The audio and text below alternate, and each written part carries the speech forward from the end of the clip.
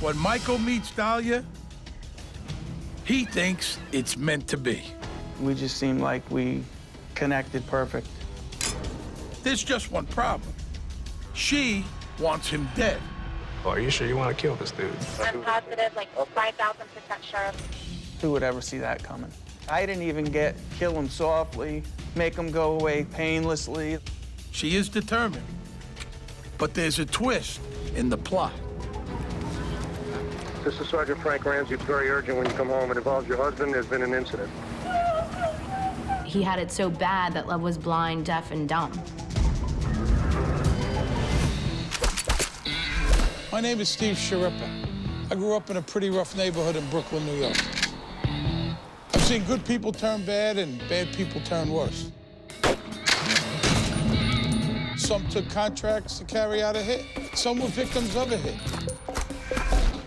To hitmen, life and death is just part of the business. It's nothing personal.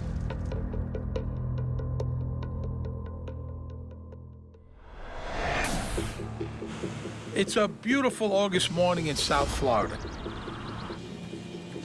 And 26-year-old Dalia Dippolito is starting it at the gym. That's when she gets the phone call every wife fears. This is Sergeant Frank Ramsey, Boynton Beach Police Department. We're at your residence, ma'am. It's very urgent when you come home. It involves your husband. There's been an incident. At the condo Dalia shares with husband Michael, the grim task of securing a homicide scene is nearly complete. Boynton Beach cops are well trained in crime scene procedures. They'll need their skills today, because this one is a fake. There's no body, just a trap for a homicidal newlywed wife. This is a story about a terrible thing that almost happened to a guy who should have seen it coming. It's about a temptress who sets up the man who loves her, kind of like that old Bible story, Samson and Delilah. Mike thinks he's in a different movie, one of those hooker with a heart of gold jobs. Pretty Woman, maybe. But Delilah, I mean Dalia, make no mistake. She's a vixen straight out of the Old Testament.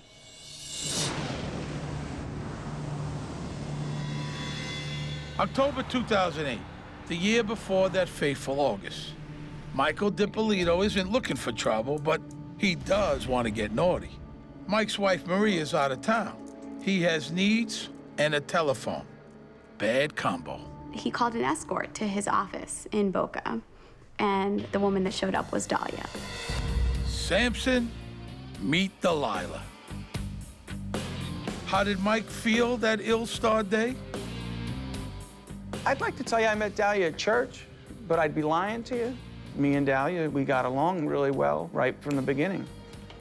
At the time, I thought my first marriage wasn't really working out. I wasn't happy, and I meet Dalia, and everything's new and exciting. And the reality, you know, looking back on it, I made a very bad choice. You know, I had a really good first wife. When Maria got back from traveling, she told me that Michael did pretty quickly ask for a divorce. Maria and Michael Dippolito were divorced in January of 2009, and 5 days later, Dalia and Michael Dippolito were married. When I first met Dalia and we got married that fast, we just seemed like we connected perfect. When I was with Dalia, I felt very alive. We'd have sex like 5 times a day, every day. It was exciting all the time. Dalia must have some mind-blowing talents, but Michael believes it's way more than that. It's a beautiful connection that's meant to be. What he doesn't know is that Dalia is no stranger to such fateful connections, and she's turned a profit on every one. She certainly seemed to be linked to gentlemen that had money. She liked the lifestyle. She liked the fancy clothes. She liked the fancy jewelry. What she likes most is keeping everything when the romance is over.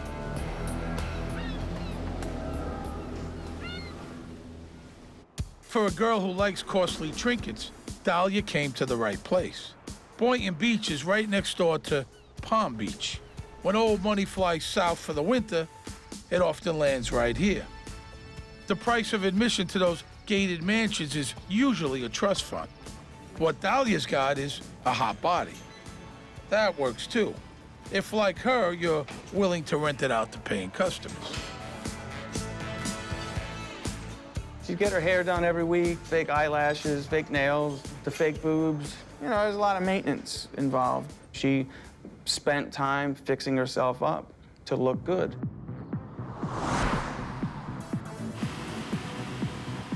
Florida is a really transient place, and a lot of people come to Florida to escape their lives, whether they are criminals or whether they're retirees. If you think about it, criminals and retirees are both after easy lifestyles. The difference is who earned the money. Dalia came from New York. For Mike, Florida is a refuge from some mistakes he made back in Philly. I originally came to Florida to stay out of trouble. And lo and behold, you know, I've done quite the opposite of that, I hate to say. Before we get too far, you ought to know that hiring Dalia for a quickie is not Mike's first ethical lapse. Before their fateful encounter, he'd made a career of scamming people out of their nest eggs. He'd lure them into surefire investments and keep the money. We had a business that didn't exist. We were raising funds, foreign currency options that we didn't trade. He took the money that they were supposedly investing and he spent it on whatever he wanted. So then he was busted and he did go to prison. He does plead guilty, accepts responsibility for the charges, and he spends 2 years in prison. And then he's put on probation for, I think it's 28 years, so he's gonna be on probation till the year of 2032. Mike Dippolito's friends say he comes out of prison a changed man, determined to stay on the up and up. Well, score one for Florida's corrections department. Mike starts a new life, full of promise. His biggest commitment is to pay back the people he ripped off. We'll get to that later. Right now, let's stay on the romance. Mike and Dalia seem made for each other. My main thing is tanning in the gym. There was a routine that Dalia described for her and Michael's daily lives together. That routine consisted of waking up pretty early in the morning. She said she would give him steroid injections. Then they would both go to the gym. Michael Dippolito had liposuction, I believe, on his love handles. I have a bad habit. I focus a lot on the external things. You know, wow, palm trees, it's exciting. Everybody has a nice car. And I'm a shopaholic. I love to shop. So, Mike and Dalia share the same values. They're shallow, but they are values. For Dalia, becoming Mrs. Dippolito is a dream come true. Before, she only got trinkets for her favors. You know, jewelry, a car. Now she has a whole condo. Trouble is, it isn't really hers. She can't sell it and move on, and anyway, she's just married to the owner. It won't be her property unless something drastic happens. But these days, anything is possible. All of this was happening in less than 3 months. Every day something was moving, and it was exciting. Sure, I didn't have time to breathe. Everything was working out perfect. I bought the house. We got married. We got a new dog. I would say to Dalia, I said, some people don't ever get to this spot. I said, we're young and we're already there. As far as Mike can see, Dalia's a little miracle who's upended his life in every possible way. All of them good. She just seemed like she had her act together. She was telling me that she was, you know, selling real estate. And I believed it. Why would I not? She did get a real estate license, I believe, and she was working for a real estate company. Perhaps briefly, but long enough to sell Michael Dippolito his condo. How she sells Mike the idea that she's suddenly become a successful real estate agent is a head-scratcher. But it's something he wants to believe. She was telling me she had a couple closings from houses coming, and they just never materialized. The commissions never materialized because Dalia isn't selling real estate. She's still in the escort business. Dalia and Mike are both giddy with the excitement of getting what they always wanted. Mike's got Dalia, and Dalia's finally got something to show for all of her hard work besides chump change and rug burns. Thing is, Mike hasn't figured out that he's the one thing in this pretty picture Dalia could live without. Okay, So let me set the scene. Wednesday, August 5th, 2009, Boynton Beach, Florida. At about 6:30 in the morning, Mike Dippolito is rudely awakened. The cops tell him his wife planned to have him killed today. Oh, it's gonna get wild. Mike needs to come downtown pronto.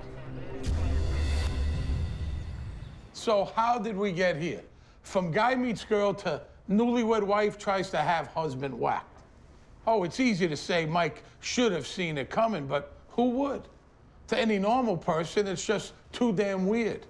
Even so, it's not like there haven't been red flags. For starters, Dalia likes money and travel. She absolutely loved that fast-paced lifestyle. It's what she wanted. And once she got a taste of that, she wanted more. Trouble is, Mike owes every penny he has to the people he ripped off. He'd served his prison time. The only condition he had left was to pay off the $191,000 in restitution to the victims. And Mike, well, he can't go anywhere. My probation keeps me in Palm Beach County. Dalia pressed me a little about the probation. Look, you have to get off, because she wanted to travel. The idea of so much cash being returned to its rightful owners is more than Dalia can stand. She figures out a way to put it in her pocket. But to pull it off, she's gonna have to scam her own husband. Dalia did tell Mike that she'll do anything to get that restitution monkey off his back. She says she'll kick in nearly $100,000 of her own money to make that happen. Mike's problem is he believes her. I was blinded by love, and I just never saw any of that coming. It seemed like me and Dalia were on the same page with everything, and we were moving in the same direction. But the direction Dalia's moving in is towards Mike's money. And now she gets a big chance. Mike's lawyer tells him not 1 cent of his restitution payments can come from any questionable source. Mike's accounts are still tainted. So Dalia suggests the money come from her account, which Mike believes is full of squeaky clean real estate commissions. Dalia said, you know, look, I'll put up half, and you put up the other half, and then we'll be done with this, and we can do all these things we want to do. I had been on probation a long time. I was more excited to get off probation than I was in anything else. I was going to get my life back. The plan is for Mike to give Dalia $100 grand in cash. She puts it in her account and adds 91 grand of her own. Does Dalia have that kind of money? I never really looked at Dalia's money, ever. You know, I wasn't concerned with that. Well, he should have been. Dalia's never sold a thing except his condo and her body. So Michael starts to give her money. He writes her checks, he gives her some cash.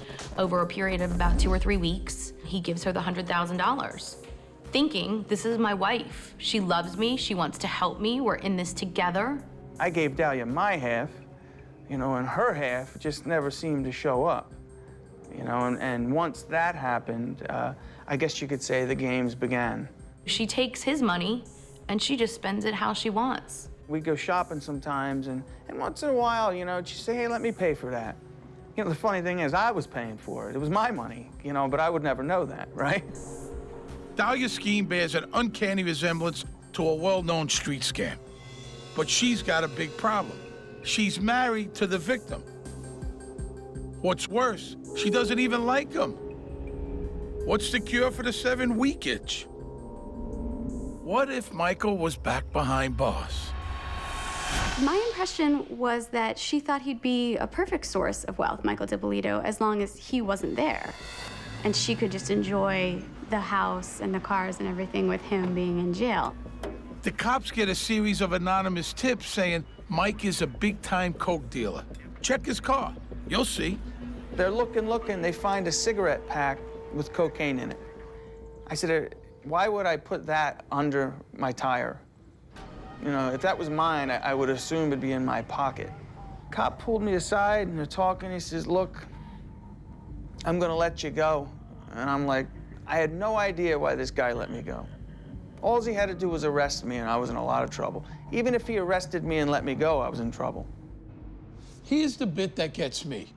Lawmen love finding parolees breaking the law. Boom, back to prison. No trial, no hassle. But even the cops think Coach Schmo, this is a setup. They tell Mike to watch his back and let him go.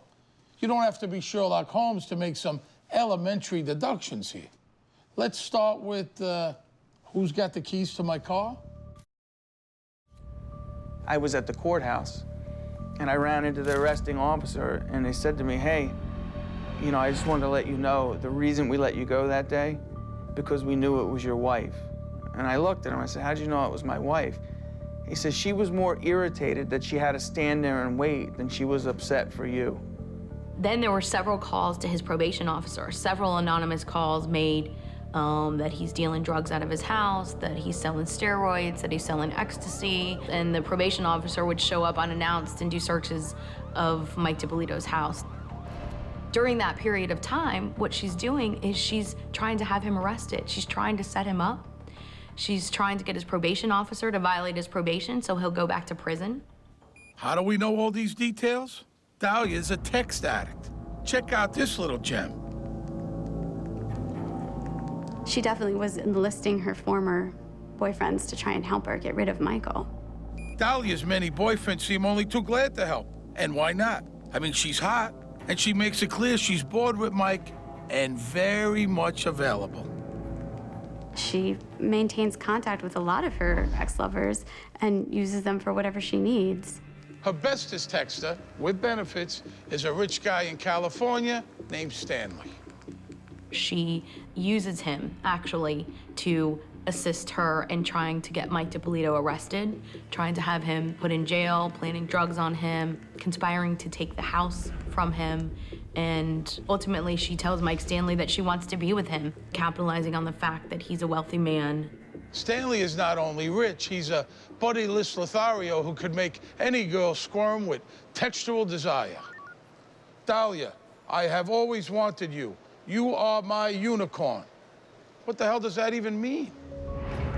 Stanley is happy to be Dalia's love slave, but he's on the wrong coast. He can work the phones, though. So, Mike gets a phone call, supposedly from a lawyer friend of Dalia's, who convinces Mike to sign his paid-for condo over to her. His hook? You need to protect yourself, Mike. Dalia could be your shelter. During one phone call, do you have any assets? Do you have anything that's in your name? Because I'm concerned that if you do, that since you owe this restitution, they can take your assets. And he says, well, I do actually happen to own a house. He says, well, you need to get the house out of your name and put it in your wife's name. He and Dalia go the next morning, and he signs the house over. She gets the deed to the house. The title's totally in her name. She gets Mike Stanley to call the Department of the Treasury, to call the IRS, to call the Department of Corrections, trying to get Mike Dippolito in trouble with the authorities and arrested and back in jail so that he and Dalia can be together.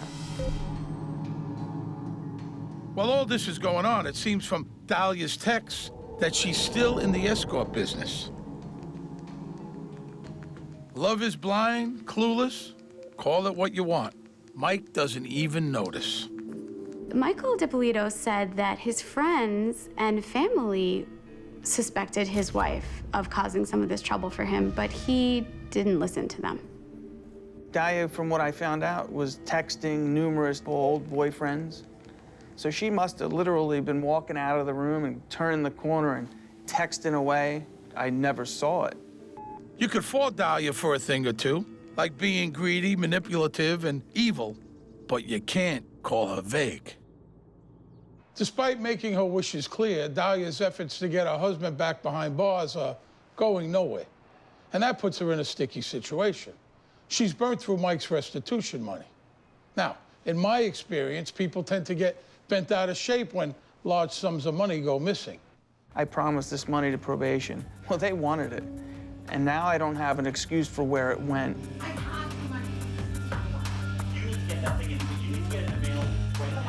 I had confronted her a couple times. She would get very upset. It's not me. What are you talking about? You know I'm coming up with the money. You know, I'm trying to give my wife credit. Oh, Dalia has her ways to calm Michael down. And she gives him no time to think. Before Mike, the guy she leeched off didn't mind. But Mike needs that $100 grand now to get his ass off probation. After 2.5 weeks of this, you know, it just got to the point where I knew, you know, she was lying. And, you know, our sex life's still good. We're still getting along. We're still doing the things we do. But, you know, there's this shadow over me of, you know, okay, where's this money? Because now everybody's asking me, Mike, where's this money supposed to be here? So, Dalia's cornered. Mike's gonna figure it out soon, and it will be ugly, unless something takes him out of the picture. It's hard to believe, but it seems that Dalia's heart is made of ice.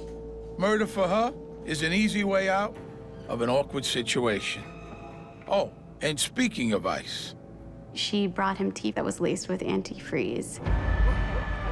Yeah, awesome. I'll see you later. Okay. All right. Have fun. I grab the tea and I take a sip. I couldn't get it out of my mouth fast enough to spit it out. It tasted like gasoline.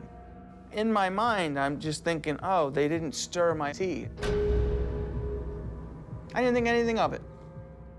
so Michael Dippolito misses every possible tip-off. He is alive today through no fault of his own. After the poison tea goes down the drain, Dalia realized she needs professional help. Therapy? Nah. This is a show about hitmen, remember? I mean, what do you think she's going to do? It's 5 minutes from Dalia Dippolito's gym to the condo where she believes her husband's been murdered. She thinks she's driving down Easy Street. At 26, she's a rich widow. All she needs to do now is fake bereavement as well as she faked being a happy newlywed. There are better solutions to Dalia's dilemma than murder, but none of them seem to cross her mind. If you're in the sex trade, I guess immediate release is what you're usually after. But hiring a hitman is the long-term solution. And she's got an immediate problem. What do? She produces a check for $191,000 so that Mike Dippolito can be off probation. There's no money to back it up. But Mike doesn't know that. This gets a little complicated, so pay attention. They bring the $191,000 check to Mike's lawyer. But now Dalia demands that he pony up the extra 91 grand, not her. Mike's in a bind. He gets the cash and gives it to Dalia. She hands over the check. Is there time for one last flim-flam? Why, yes, there is. The old switcheroo. Mike Dippolito walks into his lawyer's office and hands him the check, thinking he's now off probation. He didn't look at it, thinks it's the same check. The lawyer opens the envelope. He finds a check for $191, not $191,000. Now Mike's really confused. He's no stranger to con games, but could his own wife be pulling a fast one? So now Dalia's really in a bind. What could she come up with? How about, I'm not thinking clearly, Mike, 'cause I'm pregnant with your baby. I know what you're thinking. Oh, no, she didn't. Oh, yes, she did. Now I think I have a child coming with her, and so, you know, it's not only my new wife, it's my new pregnant wife. We're sitting there every night. She's reading baby books. I mean, this girl's nuts. We almost painted my extra bedroom with a baby mural. Thank God I didn't do that. At the time, Mike thinks life's great with Dalia, but something odd is going on. Could somebody be out to get him? He's nervous and sets up security cameras. Other than the issue where, you know, the missing money and the probation, he said he thought he had the perfect marriage. They got along great, they went everywhere together. He said they had a tremendous sex life. I mean, he was very happy other than that one particular issue. The girl's sleeping in bed next to me every night. Her mother's over the house every other night. I'm at her mom's house every other day. You know, I'm doing a lot of nice things with her family. I just, you know, I couldn't imagine. I guess let's just say this, if I was gonna do what she did, I wouldn't bring her around my family or people if I was just planned on robbing and trying to kill someone. I don't see it. So that fogged my judgment a little as well. Now, Dalia married Mike in February 2009. By April, she's working on getting Mike whacked. I think Black Widow spiders have longer honeymoons. Dalia realizes that killing Mike will be a lot easier if she outsources the job. So she decides the perfect candidate is her longtime lover, Mohammed Shahada. Mohammed gives her some pushback. Unlike Dalia, he knows the difference between a favor and homicide. They're having a heated conversation, and she's saying about how she wants to have her husband killed. And there's some gang members from Riviera Beach that are close and can hear their conversation. So they step in and say, we'll do it. She takes them and drives them by the house that she lives in with Mike Dippolito. They come back and they tell Mohammed, you know, she's crazy, we're not gonna do it. There's surveillance cameras outside of the front of the house. When the gangbang is back out, Dalia turns up the heat on Mohammed. If he won't help her, she'll find someone else or do it herself with his gun. For Mohammed, the bloom is definitely off the Dalia rose. Illicit nookie he was up for. First-degree murder, not so much. Florida fries people for that. So what does he do? He calls the cops. Mohammed tells Detective Alex Marino of the Boynton Beach PD about Dalia's crazy scheme. Detective Marino tells Mohammed he'll need his help to shut her down. Mohammed agrees to play along. I'm glad the guy obviously did what he did and turned Dalia into the police. He saved my life. In all fairness, you know, he spent a lot of my money with her, and he's banging my wife, so I'd have to say we're kind of even. Detective Moreno knows he's got to catch Dalia red-handed or he can't charge her. Mohammed's story, just hearsay. So he bugs Mohammed's car and then gets him to set up a rendezvous.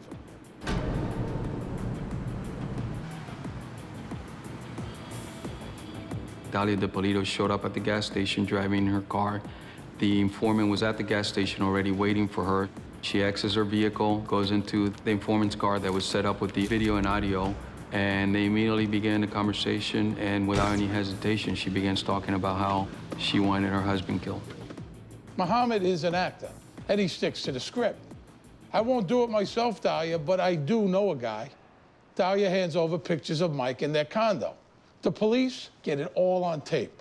One take. Right, but right now I'm not seeing him. I'm not anything. Wipe my hands off this pictures. Really? You're gonna give him something with my fingerprints all over? I'm gonna show it to him. He's not gonna keep it. The next scene the cops want is the money shot. Dalia hiring a hitman. Officer Whitty John looks like a cop, but Dalia doesn't pick up on it. Now, here's a little tip for you. Policemen and bad guys look alike, but cops have better teeth. They told me they had this lady who was trying to find someone to kill her husband. So they wanted me to pose as the hitman and try to make contact with her and set up a meeting so we can talk about, you know, the details of killing her husband. Officer Woody Jean, he was in the undercover unit, so we decided that he would be the best guy to play the role as a hitman. Woody Jean had been working undercover for a while, so he was actually very experienced. Dalia Dippolito meets Officer Whitty John in his guise of killer for hire. We had our undercover unit set up the cameras inside the car, which would have been Woody Jean's car, and we set up audio where we can actually listen as it's happening live. Which is why we could hear exactly what Dalia said when she thought she was hiring a hitman. Could we really have to? I told her, well, okay, so how do you want it done? Where do you want it done? She was definitely interested in telling me, this is his schedule, you know, on Wednesday, that's when I want it done, if it's possible. I said, well, Wednesday is good, we could. Wednesday's 2 days away. What you're seeing is a desperate woman who fears her scheming ways are about to be revealed. At the house, like how soon could you do it? I could do it Wednesday morning. Her interaction with the hitman was very much a business transaction. Here's what I want to happen, here's his schedule, here's pictures, here's the money, like, let's get this done. She never expressed very much emotion about having her husband killed. It was like she was going to make a nail appointment. She was gonna have her husband murdered, someone she supposedly loved, someone she's married to, and she could have cared less. But even when hiring a hitman, Dalia's a savvy shopper. In fact, she's got an ingenious scheme to get Mike whacked for free. He's going into the bank on Wednesday and he's pulling up money. Like, I know what bank he's going to. What bank is it going? Dalia hatches a plan for Mike to pay for his own hit. He's gonna get 10 grand from the bank in a couple of days, she tells Whitty. Hit him on the street, take the money, we're even. Bad plan, says Whitty. Too many witnesses. Too hard to fake is what he's really thinking. What Whitty really needs is for Dalia to offer him money. That's the crime. Okay, when it's all done, I was gonna get $3,000 from you today. Then Whitty Jean convinces Dalia that the way to do the hit is at the condo, the old robbery gone bad ploy. Because I was looking in newspapers, there's been a lot of burglaries in this area. You also want to establish different aspects of a crime. You know, you definitely want to show intent. You actually want to gather evidence. Criminal intent? This is what it sounds like. I'm determined already. I'm positive, like 5,000% sure. I still just say to myself, you know, why didn't she just hire a lawyer and divorce me? I mean, what would I do? Cry? Say no? You know, she would have still wound up, you know, making out like a bandit. Dalia thinks that hitman is her ticket to life as a prosperous Boynton Beach widow. All of her needs will be taken care of. Officer Whitty Jean also has plans to get Dalia what she needs, but he thinks shackles will be a good start. You try to be as relaxed and cool as possible without losing your edge. Basically, you don't want to be in there, relaxed, so cool to the point where you become complacent, and you know you're gonna die. Dalia's bought Whitty Jean's act. She offers him $3,000. That's pretty cheap for a hitman. But all Officer John needs on tape is for her to make any offer of money for murder. Her intent was that I'm gonna pay $1,200 to get him killed. If he asked for $3,000, okay, I'm willing to pay $3,000. Meanwhile, lead investigator Alex Marino is blocking out the sting for the day of the hit. He wants Dalia on camera after she thinks Mike's been killed. A trial, like a movie, is a show. He's preparing for it and wants every scene just right. What do you need to dress your set? Cop cars, crime tape, you know, all that CSI stuff. We're gonna make it believe like it was a robbery or a burglary that went wrong. Put some fingerprint dust in front of the house, by the front door. Just make it look like somebody just got killed inside the house. The hit is set for Wednesday morning. Dalia's job is to make herself scarce. I give her the instructions to leave her house by 6 o'clock in the morning. So this is Dalia's moment of truth. She could call it off, stay home, tell the hitman never mind. She might have to do some fast talking, but she's good at that. She doesn't do it. She kisses Mike goodbye like it's any other day. She heads to the gym, figuring when she sees him next, it'll be at the morgue. Dalia gets up, says, I'm gonna go to the gym today, and I'm like, okay. She just won't stop talking. When she leaves the house early in the morning, she takes all her jewelry to the gym.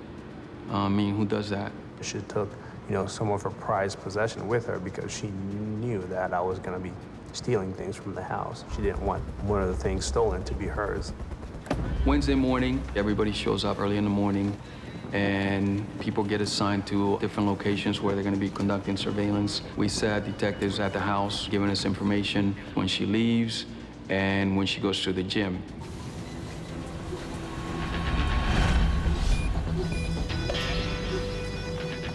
With Dalia gone, the cops go to work. They've got to get it done fast. First thing, break the news to the newlywed that the woman of his dreams wants him 6 feet under. Sergeant Sheridan, Paul Sheridan, knocked on the door, and I was also standing there, and we make contact with Mr. Michael Dippolito for the first time. And we tell him that, hey, we're conducting an investigation where your wife is trying to get you killed, and that's why we're here, and we need to get you out of the house as soon as possible. He was shaking, nervous, and shocked. He didn't know what to think. You know, it hit me. I'm like, okay, everything that happened, you know, the drugs, everything crazy that's been happening, the money missing, you know, I just knew it was her. I kind of knew it was her, but I didn't want to. My worst day in the world was that it was my wife. And lo and behold, here's the worst day in the world right now.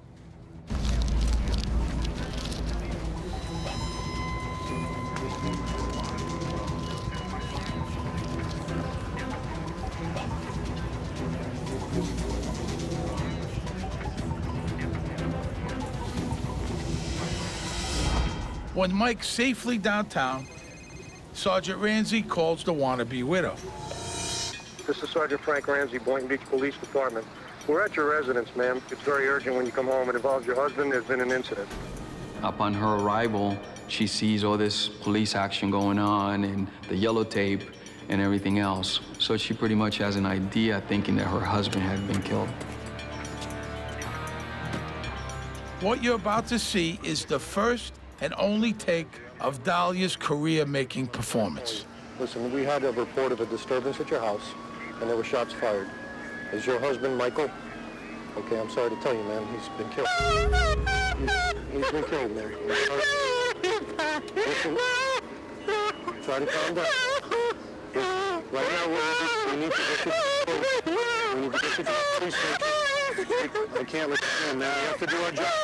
You want to find his killer, okay? We need you to calm down. You gotta give Dalia credit. She's a master at faking emotion. She's put a lot of thought into the script for today, and she plays her part beautifully. But things are about to go off script. Dalia's gonna have to try some improv, and the show just keeps getting better.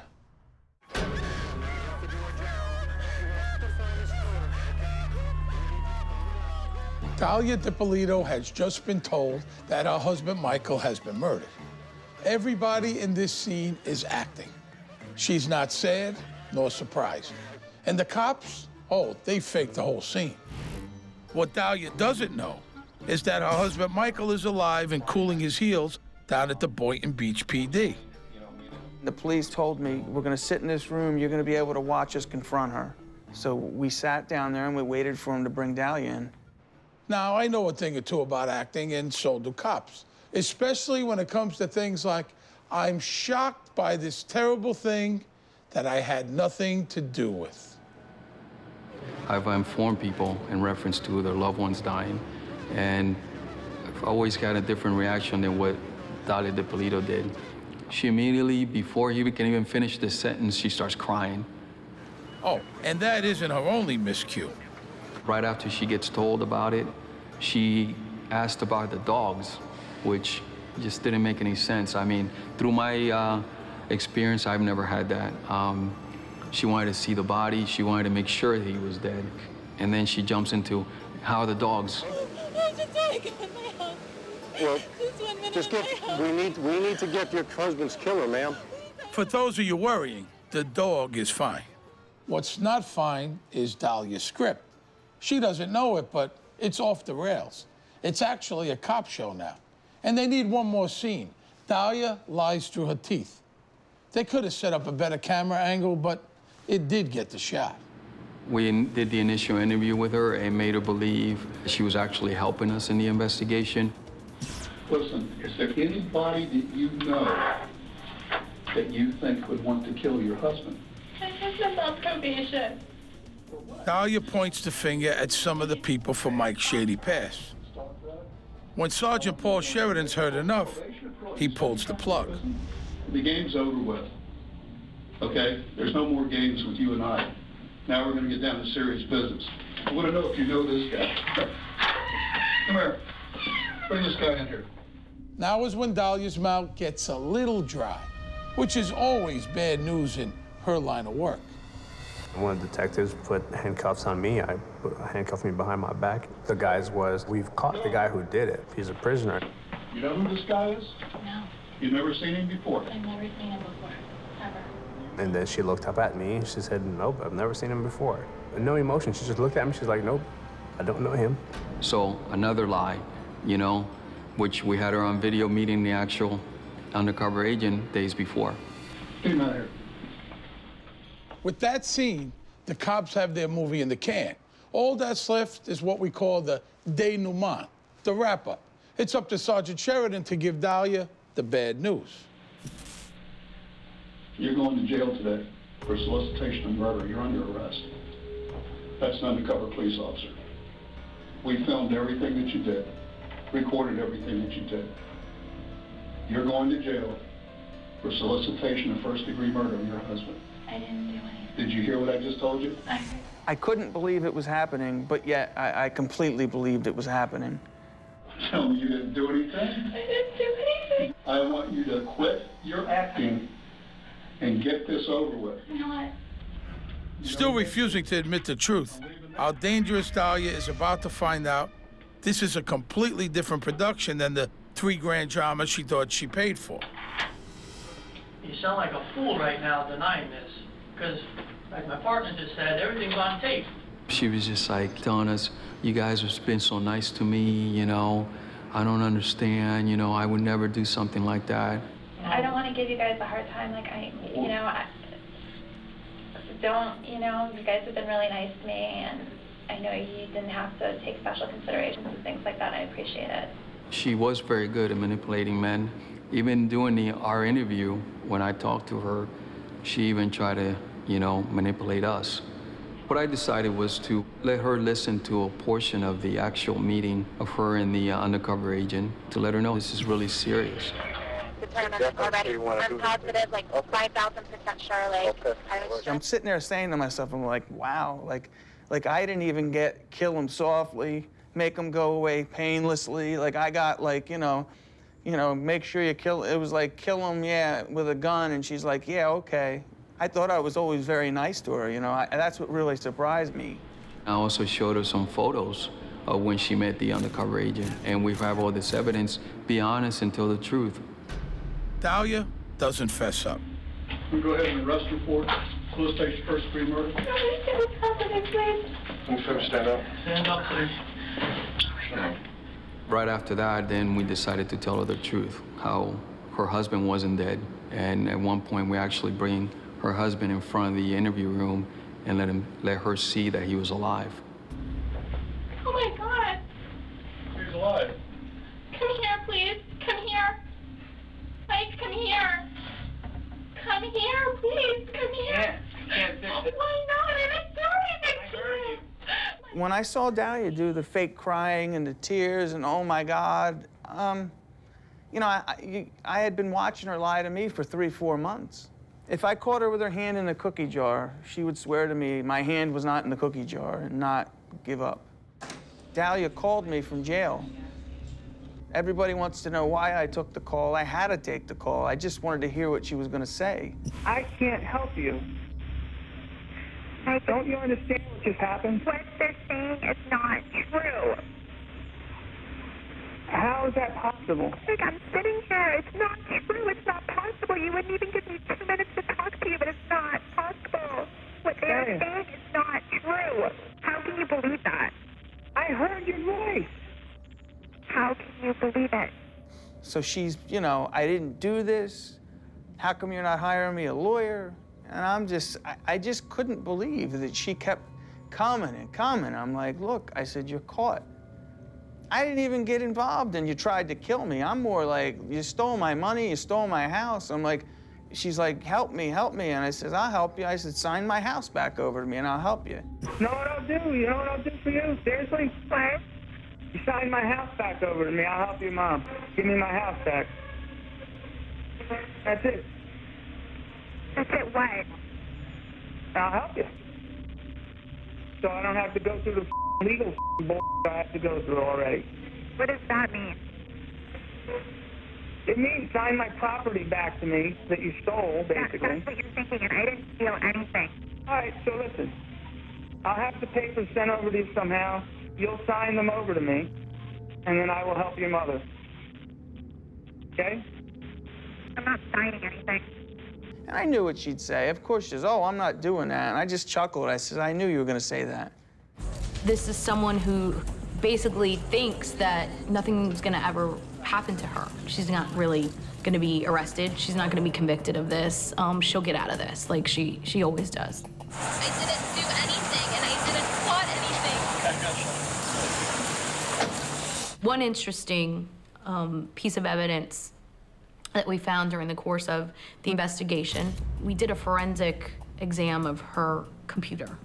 And the day that she was to meet with Woody Jean, the hitman, while she's waiting for him, she's at home and she's on her computer.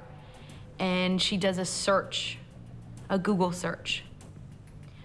And she types in funeral homes in Boynton Beach, which is where she lived. She clicked into websites such as how to have a meaningful memorial service. So clearly the theory from the prosecution was that, you know, she's sitting there right before she's gonna meet with the hitman, she's plotting her husband's funeral service and she's trying to figure out how she's gonna look like the grieving widow.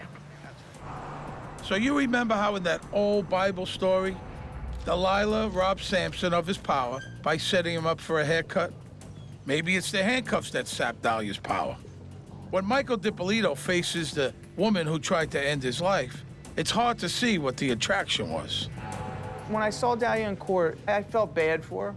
From what I was told, Dalia thought this was all gonna go away and she was gonna move on with her life. And I don't think she understood, you know, what really is happening. You've seen a greedy, manipulative, evil woman who won't stop at anything. There's no denying the truth.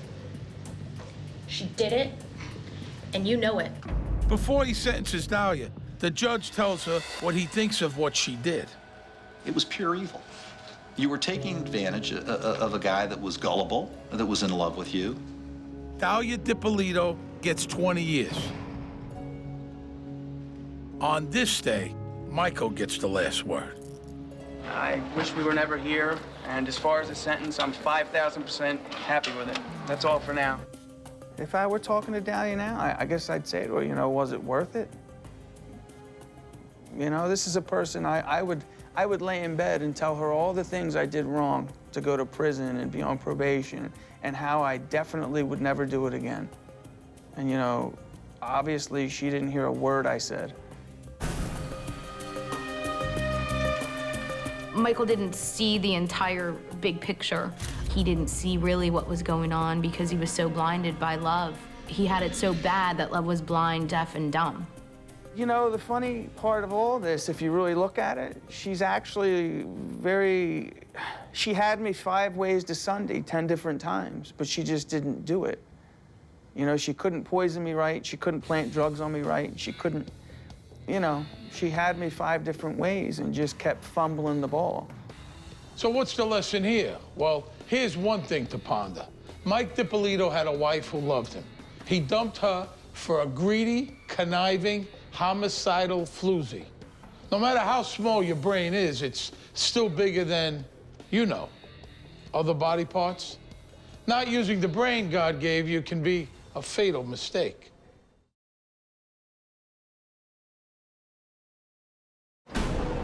They're brothers, but so were Cain and Abel. They were into porn, they were into drugs, they were into anything they could get their hands on to make money. They're just nouveau riche dumbasses. Committing deadly sins is the Pirano family's bread and butter. Deep Throat was considered to be the most profitable film of all time. They stopped counting it. They started weighing the money. That's how much money they were making. When this nuclear family goes ballistic, it's because their greed is way thicker than their blood. I had never heard of a betrayal like that. One person that has absolutely nothing to do with this gets killed. It's devastating. My name is Steve Sharippa. I grew up in a pretty rough neighborhood in Brooklyn, New York. I've seen good people turn bad and bad people turn worse. Some took contracts to carry out a hit. Some were victims of a hit. To hitmen, life and death is just part of the business. It's nothing personal.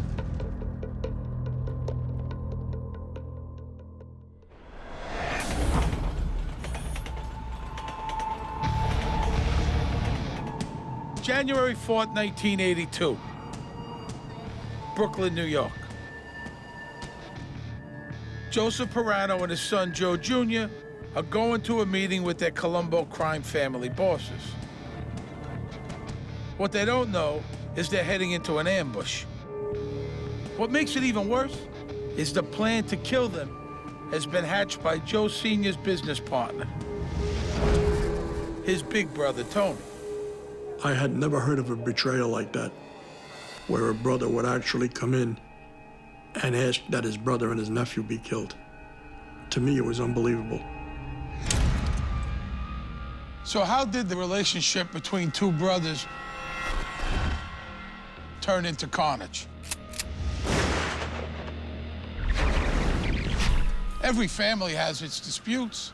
Bickering over money can lead to hard feelings, for sure. So what if you and your brother owned the most profitable porn flick ever made? Deep Throat. We're talking about tens, maybe hundreds of millions. And what if your lying, cheating, nincompoop of a brother, what if that fat, no-good pile of crap stole tens of millions of that movie's profits from you and your family? Would you want him dead? Yeah, I thought so.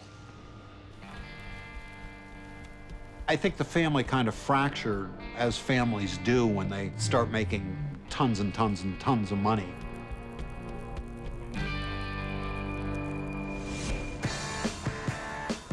It all started in happier days. It's the early 70s.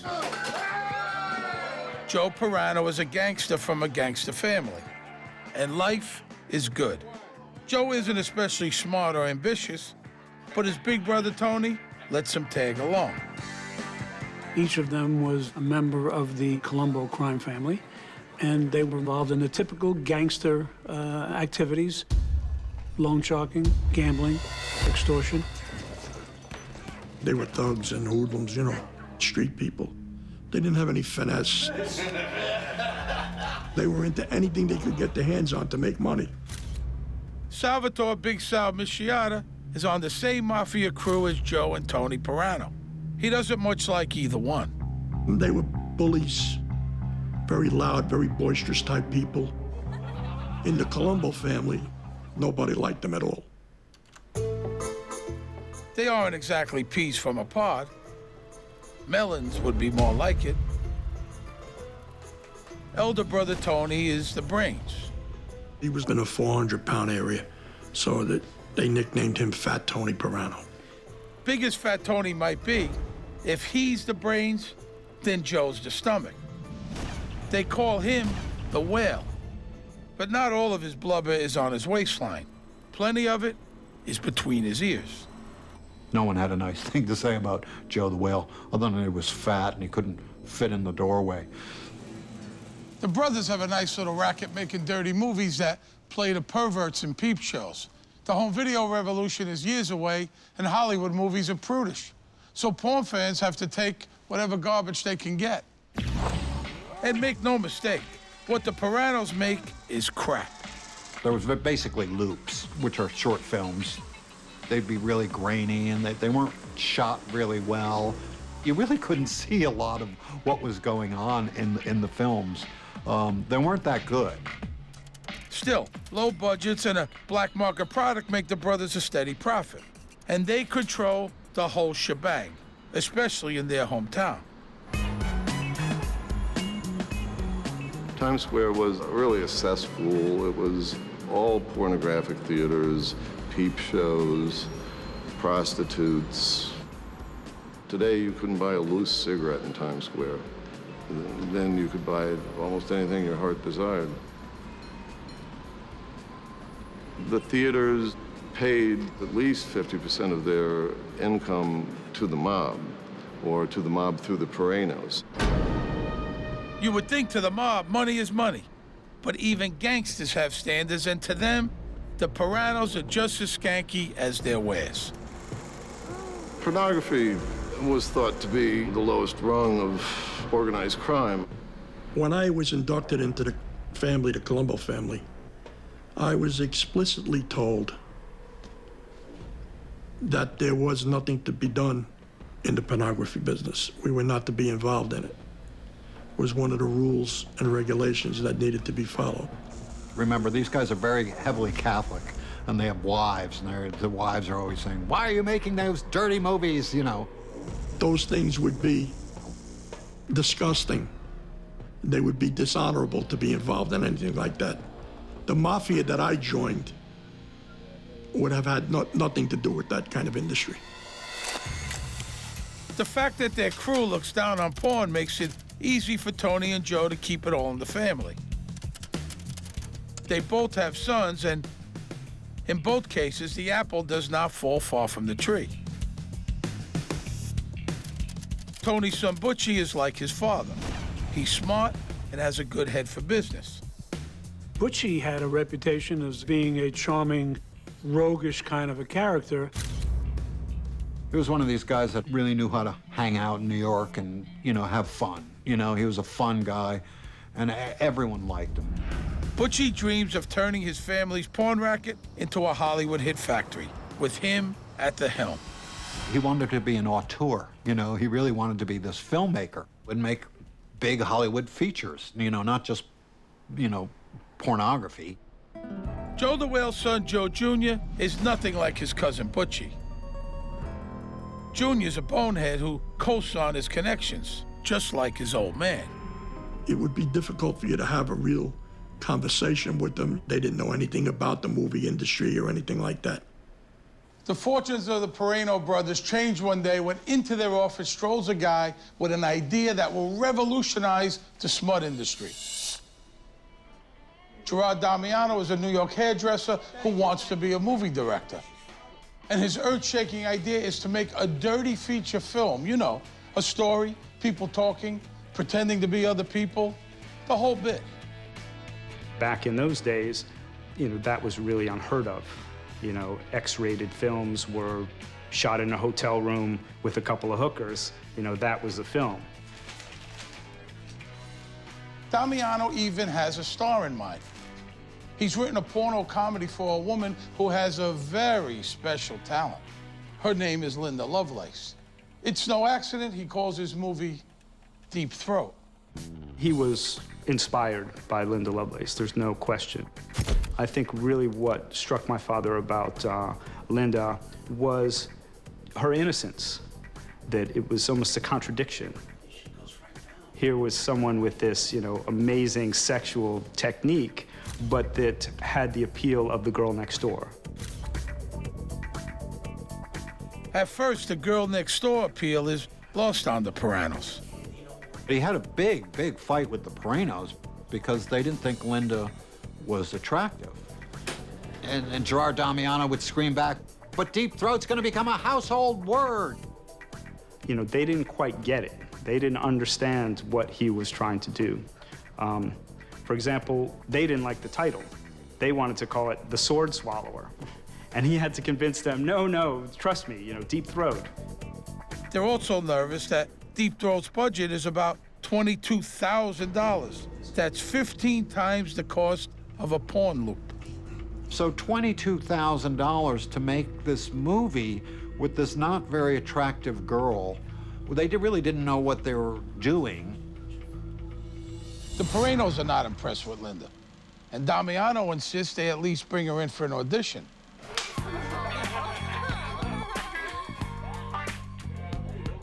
But when they experience her special talent firsthand, let's just say they have a change of heart.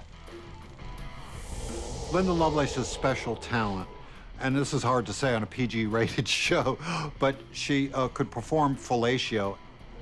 I don't mean to be crude, but that was her selling point. Deep Throat was kind of a sex technique people hadn't heard of or seen. There was no word Deep Throat until the movie, and people wanted to see that. Hey, Junior, go get After Linda's trip to the casting couch, the Piranos agreed to bankroll Damiano's Deep Throat. My father was responsible for all creative aspects of the film. The Piranos were responsible for distribution and, of course, the funding. And they were going to split the profits 3 ways. He went home and wrote the script over the weekend, and by Monday, he went back and showed this to the Piranos and said, "This is the film I want to make."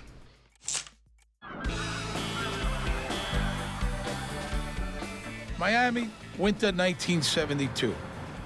Damiano takes just 6 days to shoot his movie.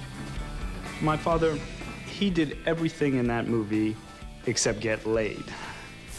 He came up with the idea, wrote the script, he did the editing. He was involved in every aspect of that film from beginning to end. At the time, I was 7 years old.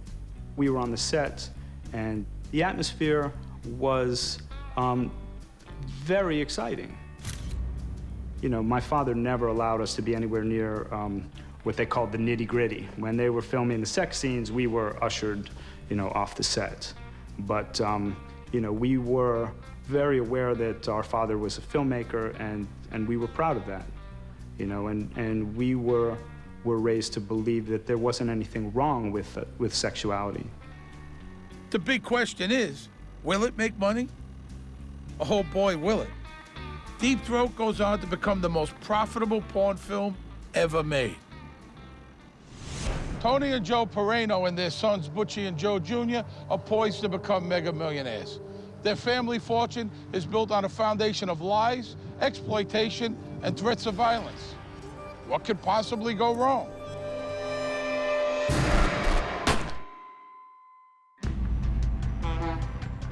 January 1982. The new year is just 4 days old, and mobster/porn distributors Joseph the Whale Pirano and his son are on their way to a meeting. What the two Joes don't know is the sit-down is a setup. Who they'll be meeting is their maker.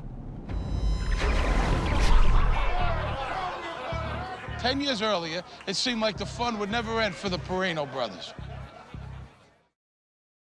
Their film Deep Throat opens in '72, and it hits at just the moment Mr. and Mrs. America are thinking they need to explore their wild side. It was just the perfect movie at the perfect time. People had been talking about having sex in the 60s, but nobody really had it until the 70s. People were ready for a porn revolution. In Tucson, future porn legend Annie Sprinkle is working the popcorn counter at the local movie house. Deep Throat was the first porn movie I had ever seen, and the first porn movie a lot of people had seen. And I remember just being totally awed, shocked, amazed, seeing, you know, genitals big on a screen. It was a religious experience. The reason why Deep Throat made it was because it was a comedy.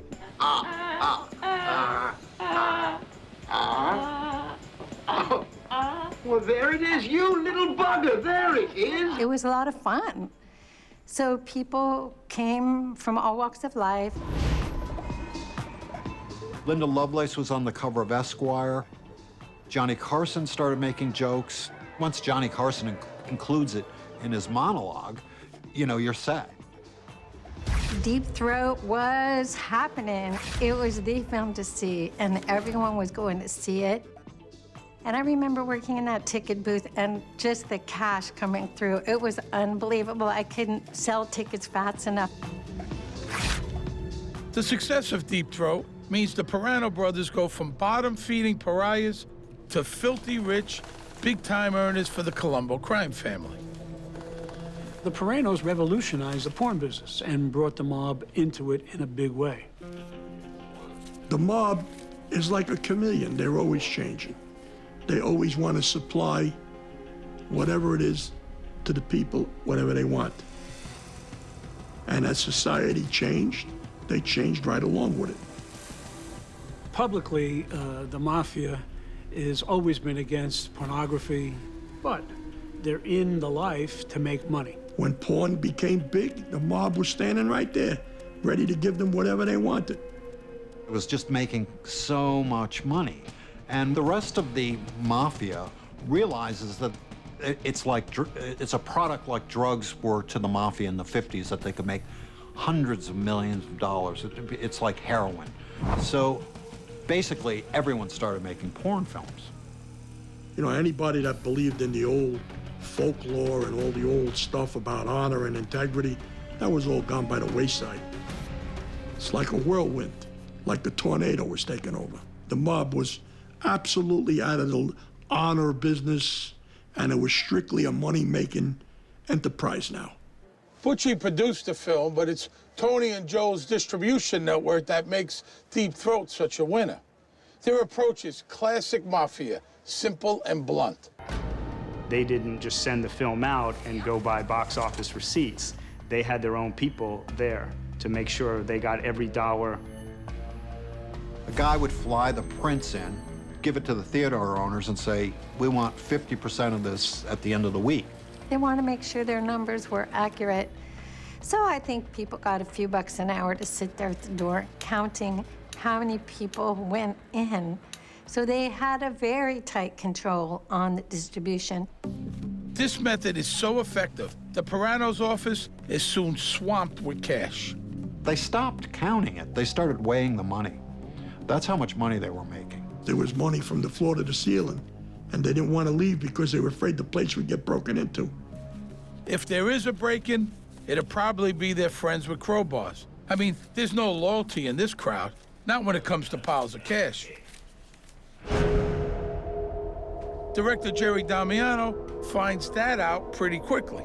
The Piranos decide to cut him out of his share of the film's profits. My father began to understand who he was dealing with. So when they made him the quote-unquote offer he couldn't refuse, he felt that he was lucky to get out of there with his life. They pay him $25,000 to go away for good. They say money changes people, but that's not true. What it does is give people the means to show you who they've been all along. So who are the Piranos, really? Fat Tony is a businessman. He invests in real estate and garment companies. He runs them all just like an old-school mobster. 'Cause that's exactly who he is. Fat Tony and Butchie, they weren't one-trick ponies.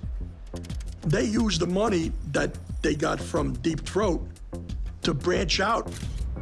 Butchie Pirano wanted to be a filmmaker more than he wanted to be a mafioso guy, so he went to Hollywood.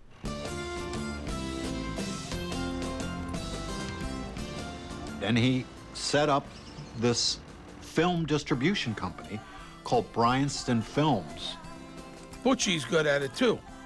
They had about 20 hits in the first year of their business. Butchie's company distributes the Texas Chainsaw Massacre, Bruce Lee's Return of the Dragon, and Andy Warhol's Frankenstein. Basically, they had their fingers on the pulse of pop culture and really took some chances and made quite a bit of money on their own.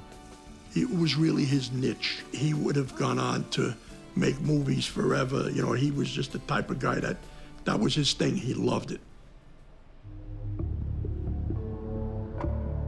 And as for Joe the Whale and his son, Joe Jr., they have no dreams, just appetites. Who are they really? Jerks. Greedy, low-class jerks. It's who they've always been. And getting rich just makes that crystal clear. I think they were kind of like a white trash family who suddenly hits the lottery. You know, you buy everything. They paraded their wealth, which was not considered a good quality. Here, this is for you. And this is for them. Oh. They're just nouveau riche dumbasses, and so they weren't well thought of. So just when the Pirano brothers and their sons are showing their true colors, comes the time when they need to have each other's backs.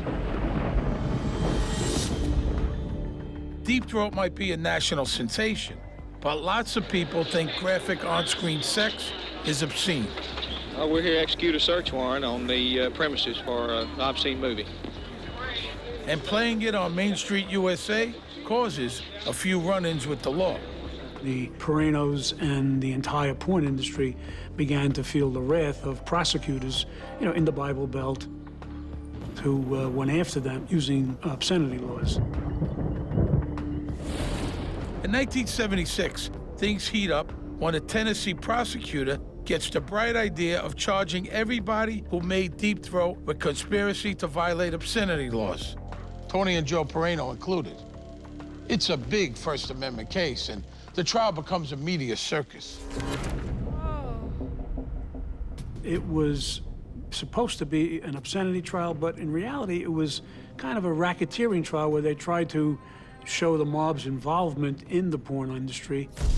Law enforcement in this country was very, very upset that the mafia was making hundreds of millions of dollars off what they thought was, you know, disgusting, degrading filth.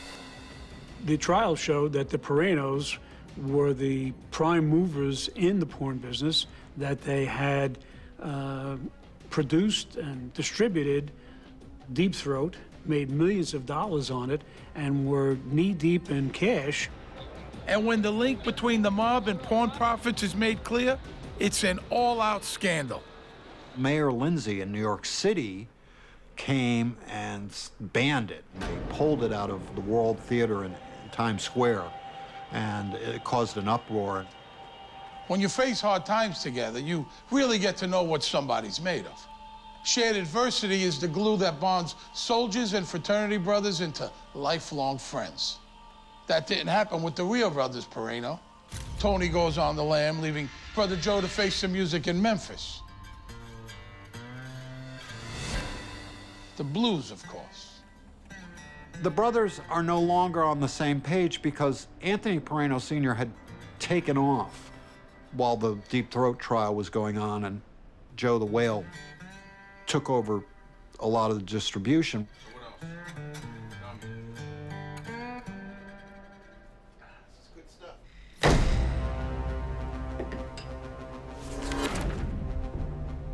The trial goes badly for the Piranos and everybody else. They all get convicted, even Tony, who's hiding out in Italy or on his yacht. The Piranos appeal the conviction. But here's where the dramatic personality difference between the brothers becomes a problem. Joe the Whale and his son became the day-to-day people who were involved in picking up the money, collecting the money, distributing the films, and basically running the show for the Colombo crime family. It seems obvious that the last person you want minding the candy store is a 500-pound gluttonous moron. But Fat Tony and Butchie have no choice. They aren't there. And anyway, the job is pretty simple. It's the two Josephs' job to make sure everybody gets their cut. Tony, Butchie, and the Colombo family bosses. I think we're pretty well established that the Whale and his son are greedy nincompoops, and even their fellow mobsters are onto them. There's gonna be blood on the floor, and with this bunch, that ain't a metaphor.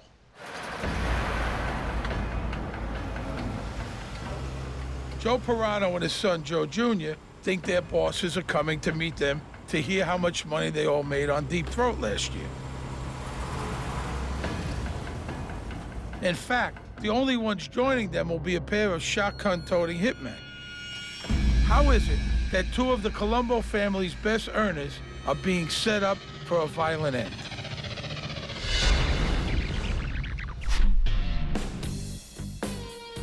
After the Memphis trial in '76, Joe the Whale and his son are left in charge of the Pirano family business. They've never been given any responsibility before, for good reason. They're greedy and not that smart. But now the smart guys are indisposed. Fat Tony's on the run, and Butchie's fighting a losing battle to keep his Hollywood dreams alive.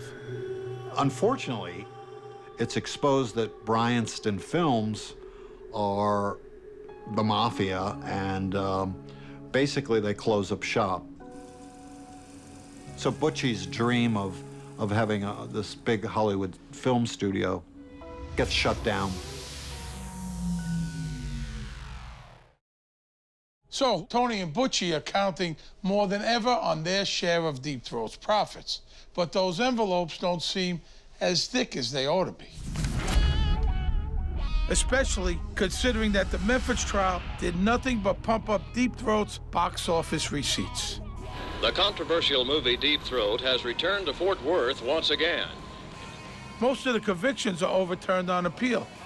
And thanks to the attempts to ban it, Deep Throat is bigger than ever. It actually generated more money because they gave them publicity they couldn't get anywhere else. People were starting to talk about freedom of speech and First Amendment rights and fighting for sexual freedom. So people wanted to be part of the sexual revolution, and because the police had tried to stop the distribution of the film, people wanted to see it. You know, when things get censored, people want to see what's the big deal. Which means the Joes are getting even more stinking rich. Fat Tony and Butchie are on the outside, and they smell a rat. Just because you're in a room with a giant pile of money, it doesn't mean it's all yours. The Whale and his son start thinking. The bosses have no idea how much they're supposed to get. Why not send them 2 boxes instead of, say, 3 or 4? Oops. You know, once you're getting the money, you think, well, it's mine, you know? He's not coming back. I can just spend it any way I want. I mean, you know, if I was Anthony Pirano, I probably would have sent guys to shoot him down, too. I mean, it was pissing the money away, you know? After a couple of years on the lam, Fat Tony comes out of the cold. He's got to serve a little time, but he's okay with that. What he's not okay with is his brother playing him for a fool. When his brother came back, he wasn't too happy with the way Joe the Whale had been spending his money. Anthony Pirano felt that his brother and his nephew were stealing not only from the crime family, but stealing from him. Fat Tony's prison is in California, not far from Butchie.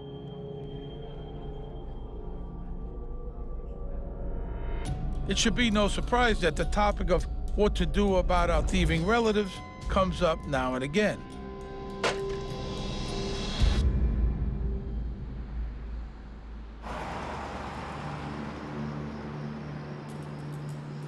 He sent his son to the Colombo family hierarchy to complain that his brother was stealing money from him. Yeah, hey, Joe, thanks for coming. Hey, listen, we got no problem. He said, my father wants you guys to know what's going on. Running it off and taking everything they're got. He wants my Uncle Joe and my cousin Joey to pay for this with their lives. The Colombo bosses are no strangers to whacking their own. For them, putting bullets in the brains of friends and colleagues is all in a day's work.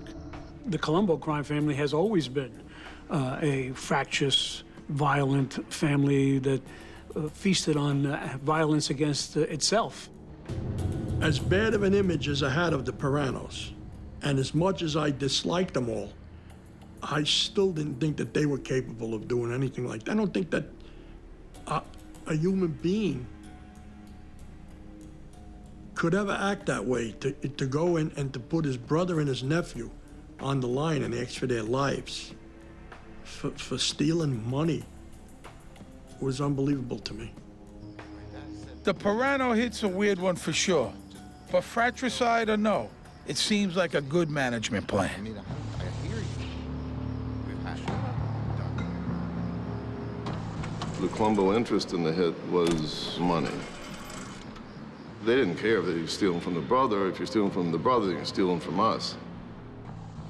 You don't go into the mafia and not know that if you do that, you're gonna get whacked, you know? That's just, you know, it's like ripping off a drug dealer, you know, like someone's gonna, you're gonna pay for it.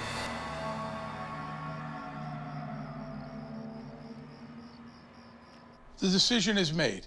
Joe the Whale and his son are to be killed. The hit needs to be planned, of course. But how hard can it be to whack the whale? Clearly, the Colombo family reading group has not gotten around to Moby Dick. Captain Ahab, he had a hard time of it.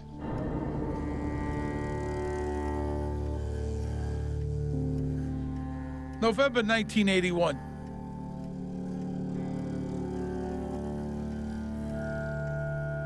Joseph the Whale Pirano is ambushed in his easy chair and riddled with 5 .38 caliber bullets. It looks like the Colombo family's problem is taken care of. But they're as surprised as everybody else. They didn't order this hit. The question is, who did? So, who shot the whale? Well, it wasn't the Colombos. It was Joe Jr. He's pissed off because his dad is sleeping with Junior's wife's mother. You can't make this stuff up. When Joe Jr. found out about it, he felt dishonored by the father, and he tried to kill him. It turns out the whale's biggest talent is absorbing lead. Now, how did the whale survive 5 point-blank slugs from a .38? There's a reason Ahab didn't go after Moby Dick with a handgun. There are a lot of places for a bullet to go in a wall of blubber. Junior's slugs didn't hit anything vital or even important.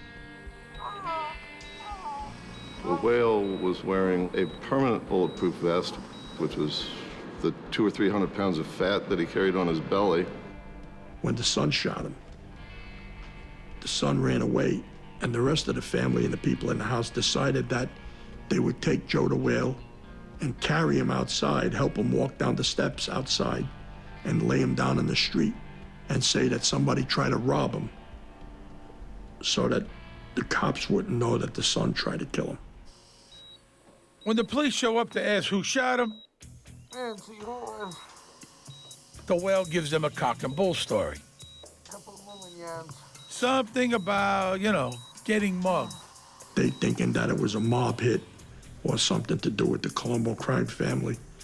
And Joe the whale and his family sticking to the story that a couple of guys had with guns try to rob him. Lying to cops is protocol for any mafiosi, but lying to your bosses, that you don't do. A few days later, members of the Colombo family went to visit the whale in the hospital and asked him what had happened. And he told the story again that he'd been robbed by a black man and the black man had run off. But the story had already traveled through the grapevine and gotten to the administration. Lying to mob bosses is a very bad move. When the whale tries to cover up his sleazy rolls in the hay with his son's mother-in-law, the Colombos conclude that he's a lying dirtbag. They're dirtbags too, of course, but they hate liars. And the mother-in-law thing? Joe the Whale's skeevy sex life is actually a big worry for the Colombo bosses. They might be homicidal thugs who scoff at G-Men, but the mob is an awful lot like junior high school. And every Colombo's nightmare is a giggling Gambino. There was an ego amongst all the families. They wanted the other families to have respect for them. And if they put up with some kind of behavior or nonsense like that, the other families would look down upon them, or they'd laugh behind their back. They were very paranoid about being laughed at. So for reasons of pride and greed, the Colombos now really wanted two Joseph Piranos stuffed into oversized coffins. They were multi-offenders. It was all over the place that the son tried to kill the father was messing around with his mother-in-law. It was an embarrassment for the Colombo family, really. And then you top it all off with Joe and his son are stealing money, and some of that money belongs to the boss. That pretty much sealed their fate. When the boss is going to wind up with more money, you're in a lot of trouble. The job calls for someone who knows them really well. Who better than their crewmate, Big Sal Michiota? I got called to a meeting on Avenue U and East 4th Street. There was a social club there. And I remember, oh, geez, what the is this all about? Anytime I get called, come to the club, we got to talk to you. Something has to be done. And I'm going to be the one to do it. Big Sal meets with his boss, Joe Tomasello. The first thing out of Joe T's mouth was Joe Pirano and his son. And I said, oh, man, why? Well, it's a long story, but they got to go. Sal doesn't actually kill for a living. He's a loan shark. But part of the deal of being in the mob is that when the boss tells you to do a messy job, you do it. Sal had a reputation as the kind of guy, if you give him a job to kill somebody, he would get it done. Just cause you can get it done doesn't mean you like it.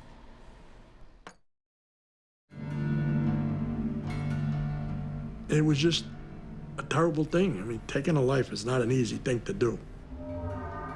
I'm sick that I have to be involved in it. Naturally, by now, I already know that I have to do whatever I'm told, or I'll wind up getting killed myself. It's not an easy time. It's a very stressful situation.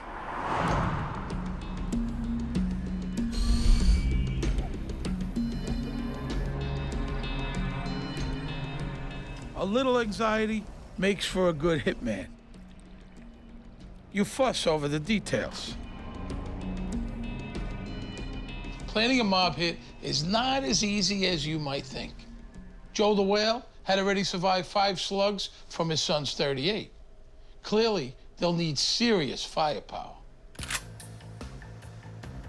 Big guys like that, you want to put them down. You know, you're looking for shots to knock them down, knock them off their feet. And then once they're down, you can do whatever you want with them. A shotgun with the 00 buck in it, wow. Untold damage. It hits you and takes your insides right out of you. So that was the gun of choice. As any host knows, it's important that your guests feel comfortable. That's doubly true if you're planning to eviscerate them with shotguns. We had to think along the lines of bringing them someplace where they would be comfortable. So we figured that we would direct them to a place where they were going to meet with the administration and everything was going to be okay. The ruse is a year-end meeting to report on Deep Throat's royalties. Finding just the right location is the key thing.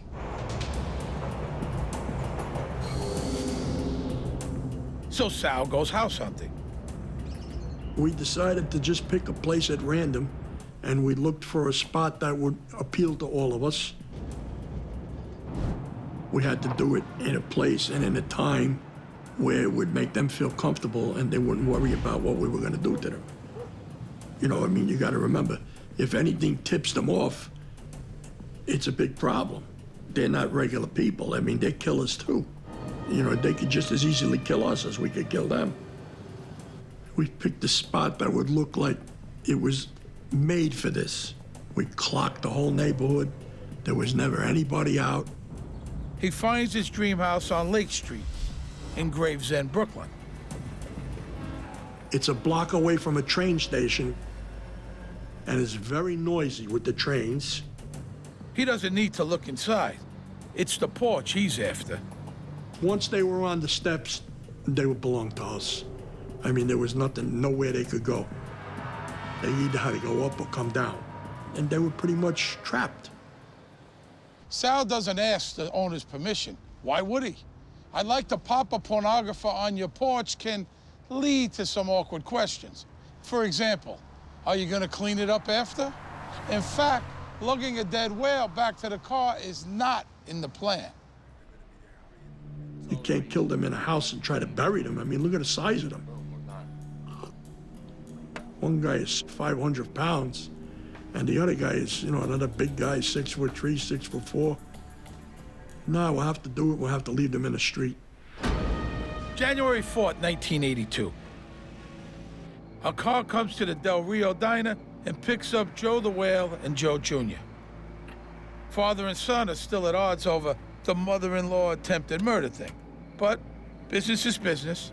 They think they're in for another dull evening of hiding income from their bosses.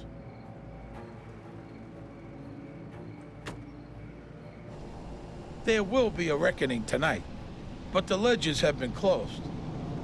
We were parked down the street. As soon as the car pulled up with them, we waited about a minute till they got like 20 feet ahead of us, 30 feet ahead of us, and we started creeping slowly in the car that we were in. It's the 11th day of Christmas, and it's time to pay the pipers. January 1982. When Joe the Whale and his son Joe Jr. arrive for their meeting with their mob bosses, everything seems hunky-dory. They had no idea what was going to happen to them because they walked up the stairs of that house like nothing was going on. They've been cheating the Colombo family and their own kin for years. As far as they know, no one has ever noticed. Now, here's the problem. The way you find out they've caught you with your hand in the cookie jar is very abrupt. The timing was perfect. When the son made us getting out of the car with the shotguns, he started running across the stoop, but it was too late for him. Your adrenaline starts taking over. You know, you have that invincible high feeling. You know, every time you do something like this, your life is on the line. I mean, cops could pull up, anything could happen. You could wind up in a shootout. You could get killed, you could get arrested. Your whole life could change in 5 seconds. It was a pretty precarious situation.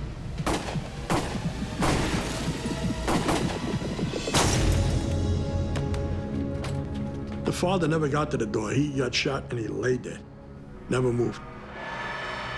We were sure that they were both dead. You know, like I was in survival mode. I wanted to get it done, get in the car, and get out of there.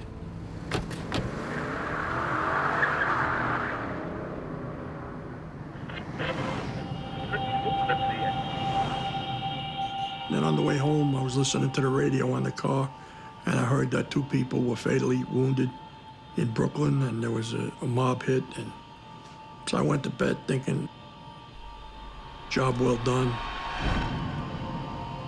Not quite. Joe Jr. is dead. The Whale, on the other hand, has survived yet again.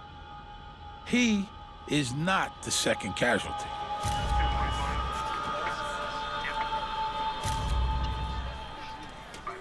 The second victim is Veronica Zara, a social worker and the former nun. She's who really lived at 431 Lake Street with her husband, Louis. Veronica was bringing laundry from upstairs to downstairs, and one of the pellets of the shotgun blast hit her in the head. She fell and died instantly.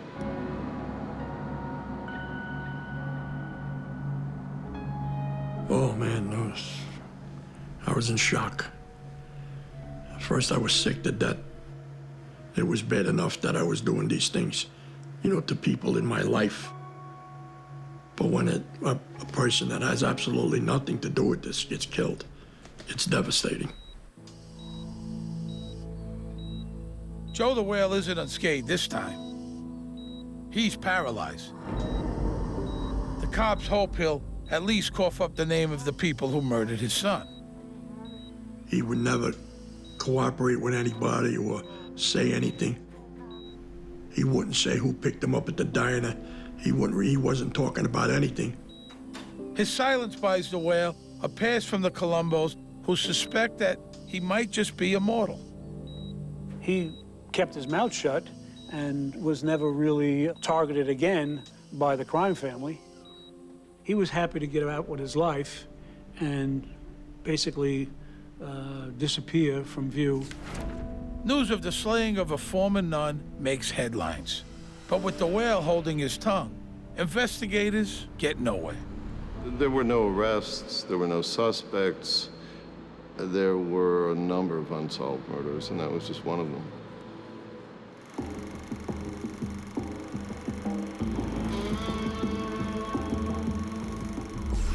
Deep Throat might have changed the world of porn, but nobody involved in it ended up better off. Linda Lovelace seesaws between a porn career and anti-porn activism until she dies in a car wreck. The guy who invented the porn feature, Gerard Damiano, ends up broke in a Florida trailer park. And it was something that troubled him to the end of his life, to see, you know, these people that were essentially murderers make hundreds of millions of dollars, where, you know, he did everything creatively to make this film and walked away with very little, almost nothing. The Whale wasn't immortal. He lasts a few years, but complications from his wounds eventually take him to that meeting with his maker. Brother Tony, nephew Butchie, and the Colombos reclaim Deep Throat's revenues. But it isn't long after that, home videos come along. Porn becomes mainstream. The big profits are gone, and the Pirano family just fades into memory. Hitman Sal Michiota gets out of the mob in 1993. He takes the stand against his former gangster pals. Sal spends a few years behind bars, but he's out now. I've never seen this film Deep Throat. I don't want to see it. To me, it's absolutely nothing. It's brought nothing but trouble and heartache to a lot of people. And Big Sal counts himself as one of them. He doesn't know if it was his shot that ended the life of Veronica Zara. In the end, he knows it really doesn't matter. It's on him. And it doesn't sit well. I pray for forgiveness, and I pray for her. She was a good person that did good for people, and I had a hand in her demise, and it kills me. And, you know, I deal with it every day. It hurts me every day.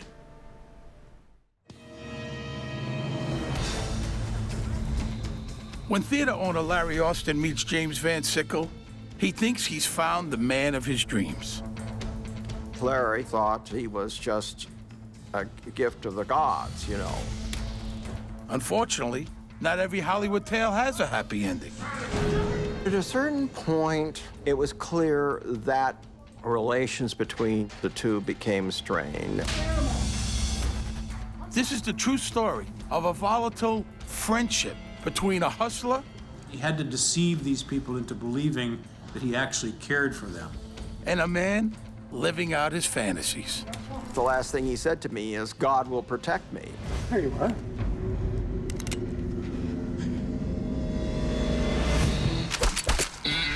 My name is Steve Sharippa. I grew up in a pretty rough neighborhood in Brooklyn, New York. I've seen good people turn bad and bad people turn worse. Some took contracts to carry out a hit. Some were victims of a hit. To hitmen, life and death is just part of the business. It's nothing personal.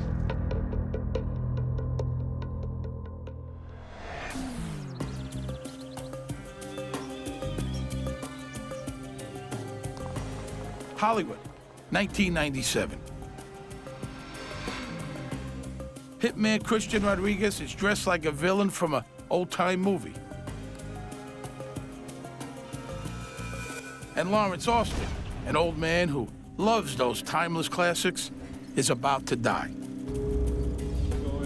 His murder has been arranged by the young man he loves, James Van Sickle. The story of Larry Austin and James Van Sickle is a tale of two dreamers. It's a Hollywood love story and a cautionary tale. You see, you never know what a person's fantasy really is until they decide you're it. Larry longs for a beautiful young lover, but James has dreams of his own. Both their dreams come true. So why is this story a tragedy? Thank you for coming. Enjoyed the show. Larry owns the Silent Movie Theater, a local landmark devoted to keeping Hollywood's history alive. Larry Austin liked being very unique. Who else was doing silent films? He just loved the attention. He had many people would show up and to sit in the theater that were major stars of today. And he just loved that. Inside his theater, he's a living connection to those glorious days. We would have this routine at the beginning of each evening that he would come down the aisle while I played Pomp and Circumstance. He was full of pomp and circumstance, but on the other hand, it reflected that he thought he was presenting something important. And he was. He was. Welcome, everyone, to the world's only silent movie theater. Larry Austin loved being a showman. He loved going in front of the audience and just talking and introducing the film. Enjoy the show. He told me that his family was involved with early Hollywood. He said his father was a character actor and his mother was the head seamstress for Cecil B. DeMille. And I thought, wow. Austin loves Hollywood traditions, like making up your own backstory. Austin says his dad was silent movie actor William Austin. Not so. And his mom, well, she never sewed a stitch for Cecil B. anyone. But in Hollywood, it's all in the presentation. Act the part, and it's yours. Tonight, we're going to show Sunrise. There's only one missing piece, his very own leading man. One night, he appears. Larry's Nighthawk in shining armor. James Van Sickle. Larry Austin first met James through a mutual friend. When Larry asked for help to paint the theater, he brought James along. Here is this great big guy who probably was Stanley Stunning when he went to the gym every day. Broad shoulders and big arms, handsome face, all-American boy, but large economy size, you know. James reminded me like of a country boy, you know, a farm boy.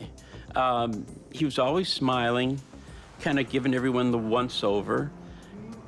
He was such a flirt. He was a flirt with apparently everybody. James Van Sickle might not be everybody's idea of a dreamboat, but he is Larry's.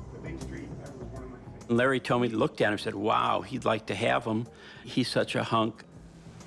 What else There may be some guys whose heads aren't turned by a beautiful creature who is 40 years younger. Larry Austin is not one of them. Larry's a lonely 67-year-old man. James is a 27-year-old ex-con hustler looking for a sugar daddy. Cupid, draw back your bow. I'd like to show you the apartment. In a way, is touching because at this stage, James would have had a hard time making it as a hustler because he was too out of shape, you know. It took somebody with the loneliness and the passion and the imagination to still see him as Hercules, let's say. Larry Austin's dreams are coming true. With his new boy toy, it looks like he really has it all. His first passion, the silent movie theater, doesn't make Larry a fortune, but he loves the work. He'd had hundreds of old silent movie reels. Some of them were original, one of a kind, on the old celluloid. It's a very beautiful art form that you have to express this and that with your hands, your eyes, gestures. Some things are much more powerful if they're revealed by an image than a word. Larry Austin had the great joy of acquiring a library, building that library up, building. And he loved finding the rarest titles he could find and showing them to the audience. He just loved that. Larry Austin's first touch into, showing silent films to an audience was at the Mormon church, and he just enjoyed it so much.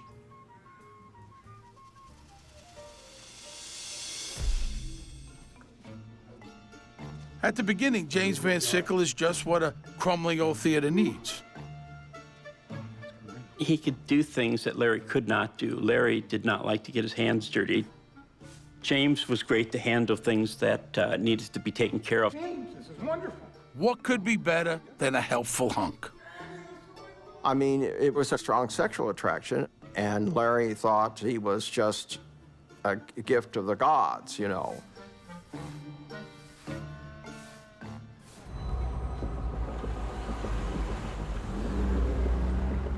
It doesn't take Larry long to decide James would be great around the house, too. James. It was just a relationship of lust. You're smelling good. Here is a much younger guy who had done some hustling and had latched on to this much older man who had fallen hard for him. And it's a classic recipe for big trouble. Larry has no idea who he's lured into his bedroom. His young lover is fresh out of the pen. 6 years for beating an older gay lover half to death. This was another elderly gentleman, very similar to Lawrence Austin, wealthy, gay, He took James in and bought him everything, you know, that he had wanted, treated him very well. One day, James got angry at something that this victim had said and went into his room and hit him in the head with a hammer. He put out at some level sexually to these guys to satisfy them and to draw them into a relationship with him, and apparently succeeded quite well. And yet at the same time, he entertained a secret hatred. We're gonna be up there in a second. I gotta go freshen up. Okay. In his first ever interview, James reveals what he really thinks about old gay men who put the moves on young guys. Well, I think they're all scum, okay? They're scum of this earth, and I would try to win their trust, all right, to a certain extent to where I could get within their residence, you know, get them alone to where I could do what I felt I needed to do to them in order to punish them.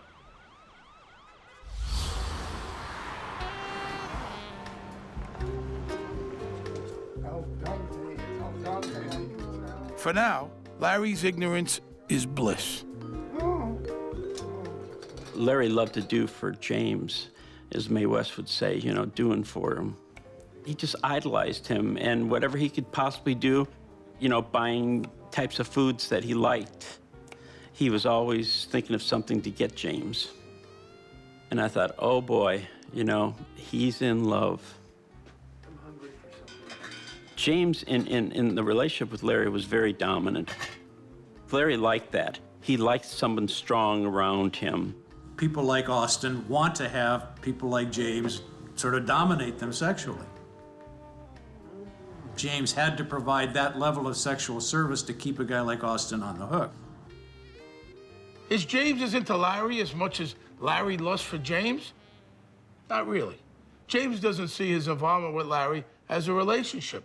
It's a job. He acts like a loving partner, and in exchange, he gets a nice lifestyle and some cash in his pocket. There's a word for what James is doing. It smells so good. Hustling is the politest one. James is good at it. How good? Well, Larry will never know. But James isn't even gay. When I would ask him, did he enjoy this? It was clear he did not. He comes across to me as a straight guy. He professes personally to be offended at gayness, and yet he engages in it. It's almost like he's outside of the relationship. He sees the relationship, but he's personally removing himself at a distance from it. He's not accepting that him and Austin were partners, for example, sexually or personally. But when you get closer and say, you know, what about how, did you hug, did you love? I mean, there's a rejection by James to me of all that. It's, I'm just like you, I'm a studly guy. James Van Sickle is not at all whom he appears to be. Larry Austin's been making pillow talk with a time bomb.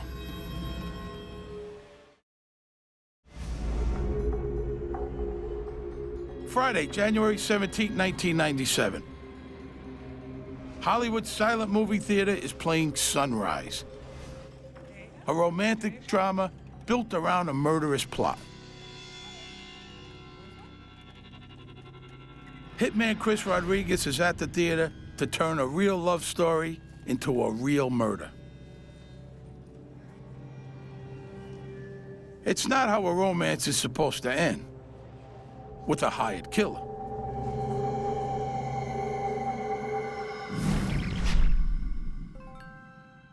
Rewind 7 years, and Larry really believes his boy toy loves and admires him.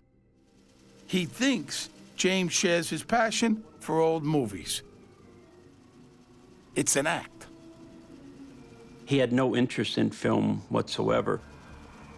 He pretended like he liked the silent movies and he had a love for the film. And he played to Mr. Austin's vast ego. He liked to think that he knew everything about silent movies and even some of the stars. He said he had met some of the stars, Mary Pickford and I think Buster Keaton and some of the other silent movie people. He liked to think of himself as of a connoisseur.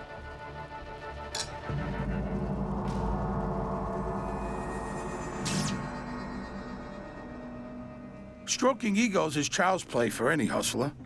What's hard for James is taking orders. He's working at the theater, and Larry's the boss. James, we have some problems. When James was working in the theater, Larry was in charge. I mean, it was his show place. Everything went by Larry. Larry's not so good on the labor relations front. For one thing, he doesn't pay James, treats him like a kid, gives him spending money and presents. Larry expects James to be happy with this arrangement, to love him for his firm but kindly ways. Yeah, well, Larry's in dreamland. If he woke up, he might see the writing on the wall. Austin was a control freak, and he liked to keep Van Sickle controlled. He would give him just enough money to exist on, but never enough to really do anything with. You'll be paid. If you're starting to think Larry's got blinders on, you're dead right. He thinks all James needs is some firm guidance. There's a big problem with treating James Van Sickle like a kid. I mean, he's the last person on earth you want to remind of his childhood. He started out in Nebraska, a great place unless you're poor and not even your family wants you. You see, James isn't living his dream, not even close. He's running from his nightmare.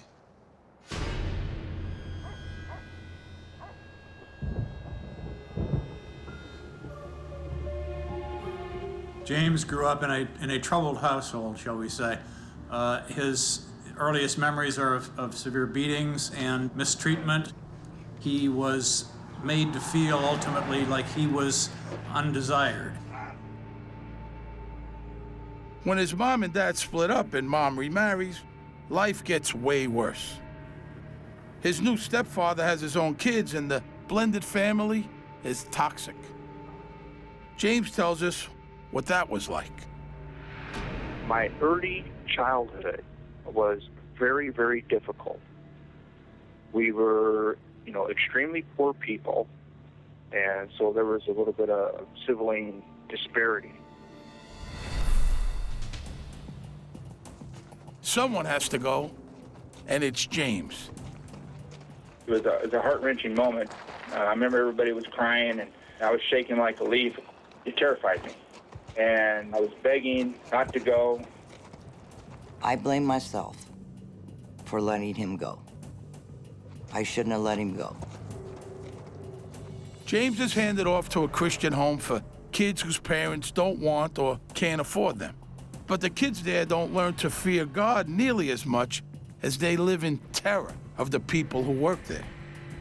We thought they were such good people, and these people were molesting my son. There was 6 perversions that went on, okay? It first began with the oral copulation. It wasn't until my 13th year was when he started going in a different direction. This guy was a monster, and there was no way you could escape him at my age. These people were supposed to be Christian people, and they weren't. You don't do this to children. James is 10 when he's put in the children's home. He's 15 when he gets out. Now, those are important years for a kid. And for all of them, he is a sexual plaything for one of the authority figures there. So, when other kids are learning the 3 R's, James is learning that if you satisfy someone's lust, they treat you better. And all you lose is your innocence and your dignity. He was out of control, he was wild, he was just like something would trip his mind and he would lose it. As soon as he's old enough, Van Sickle joins the Marines. He's angry and unstable. He said in the Marines that there was people that was the same as his molester. He's soon discharged and ends up on the streets of LA. The only real skill he's got is what he learned in that children's home. You could trade your body for a meal and a warm bed. James Van Sickle becomes a hustler. He was doing sexual favors with men to survive. To survive or to take revenge. That older gay lover he beat up wasn't the only one. A great many hustlers start out as straight, but because they are straight, they get confused because the John is the only one who is really showing them affection. And they can build up a great deal of anger and resentment and frustration. What is a hustler, really? I've known quite a few over the years. I'll tell you, they're stick-up artists whose weapon is charm. They convince you that you want to give them what they're demanding. James as a person just rubbed me the wrong way. And I can tell a user right from the get-go, someone that looks like he's going to be scamming somebody, and he just came off that way, that he was just out for himself, and watch out. After 2 years with Larry Austin, James' biggest beef is he's still not getting paid. James, what are you doing? He solves that with direct action. Just getting a little funny. At a certain point, it was clear that relations between the two became strained, and it was over money. Love of money, the root of all evil. But James Van Sickle isn't the only one in this odd couple romance with a shady past. Larry spent a couple of years in the pen himself. Wait a second. Larry's an ex-con too? As a matter of fact, he is. It's part of his real backstory. You see, before he reinvents himself as a Hollywood aristocrat, Larry Austin is an accountant who has a habit of pocketing other people's money. A habit that lands him 2 years for embezzlement. Does Larry reform in prison or just get more clever? And how did he come to own the silent movie theater in the first place? It was owned by a little old lady. Somehow Larry gets her to hand over the keys. Larry Austin, there was a shady element to him. I think there was some stretching of the truth on a lot of things of how he got her to sign it over to him. If it was a scam, he got away with it. Now he's the keeper of Hollywood's history. He's a prosperous businessman. Larry's good at getting what he wants, and keeping his young lover happy doesn't seem too hard.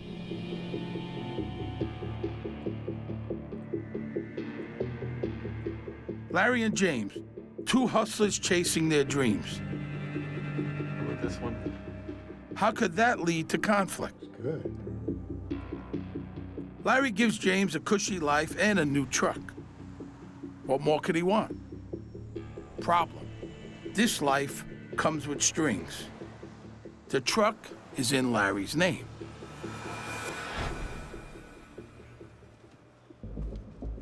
When James cuts those ties and gets himself a real job, he does pretty well. He was well liked, he was making decent money, he was well thought of as a worker.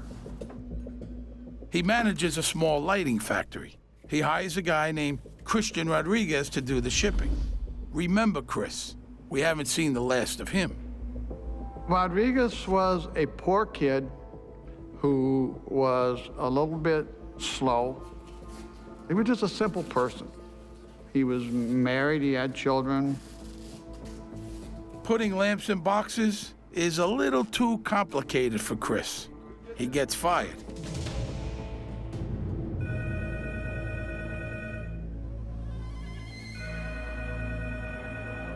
Yeah, floor again, what's up? Great. All the while, Larry's been enticing James to come back to the theater. He finally gets his way by offering him a share of the business and the job of projectionist. James tries to control his temper. It can't last. I tried for several years to maintain. I would totally destroy personal property. I mean, it was like a tug-of-war type thing with me. Larry called me and said, "Oh, Michael, James is acting up again." I said, "What's wrong?" He said, "Oh, he said that he wanted money, and he said if he didn't, he was going to break things." What are you doing? You're destroying my treasure. You animal!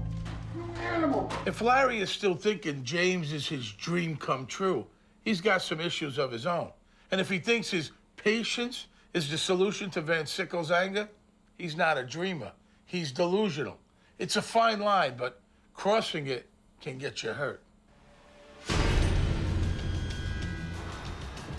What begins as a normal evening at Hollywood's silent movie theater is soon going to be very unsilent, thanks to the 357 that first-time hitman Christian Rodriguez has brought to the show. In fact, Rodriguez will be the show, and the audience will never forget it. Before that fateful night, James Van Sickle and Larry Austin are lovers who are heading in different directions. Larry's in love. Trouble is, his young lover is scarred and damaged, and Larry is rubbing salt in his wounds. James thought he had found himself a sugar daddy, but the taste has gone bitter. They've been together 6 years now.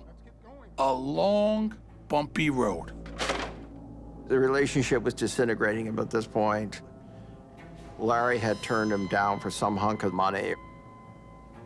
I was standing outside of the theater once before the show, and he came out. He seemed to be very angry, mad at Lawrence, and he said something to the effect that, well, that old man better watch out because he may wind up dead one day.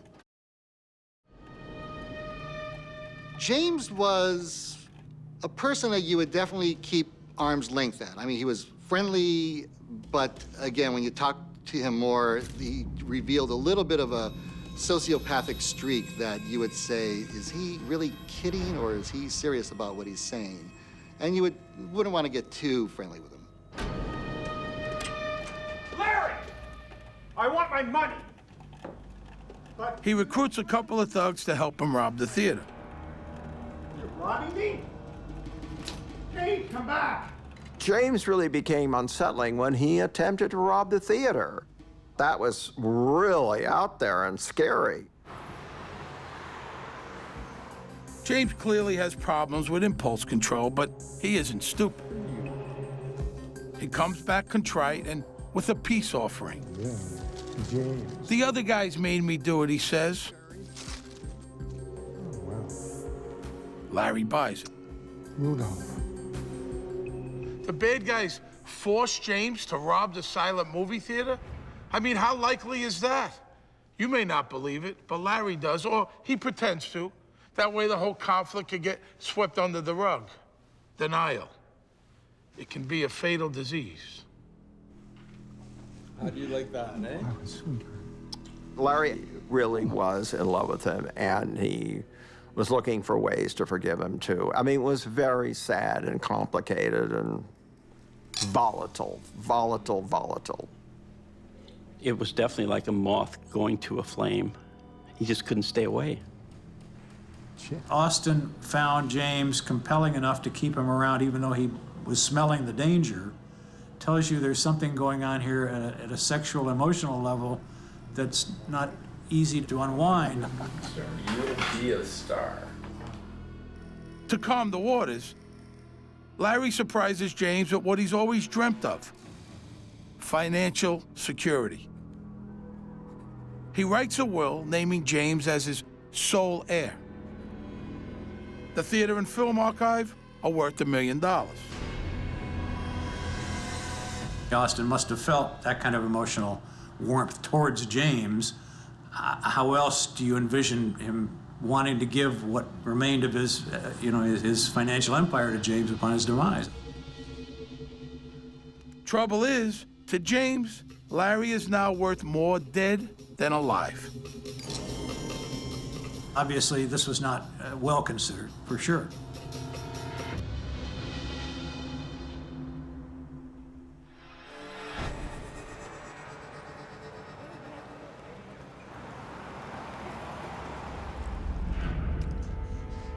Hey, Good morning, James. How are you? By morning, Larry realizes he's made a bad move. That will.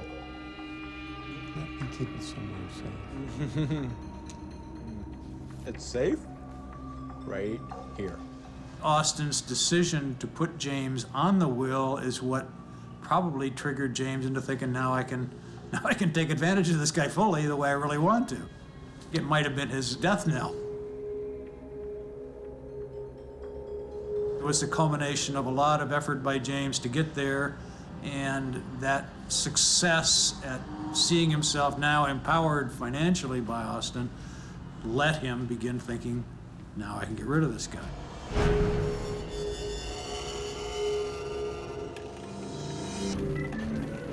Hi there. For Larry Austin, when the excitement simmers down, he relaxes. Everything's back to normal.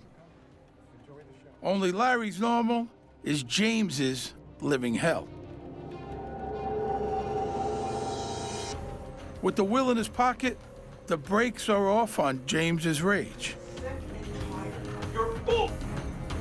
I'm tired of it. That governmental son of a... Finally, one night, they got into this heated fight, and James had taken a phone cord and wrapped it around his neck, and Larry thought he was going to die.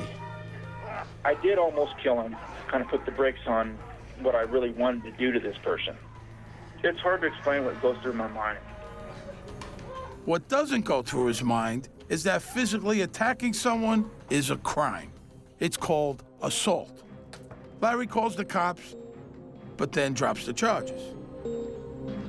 I said, you know, I'm beginning to worry about this situation, Larry. I'm beginning to get afraid for you. This is not good, and you really need to take steps to protect yourself.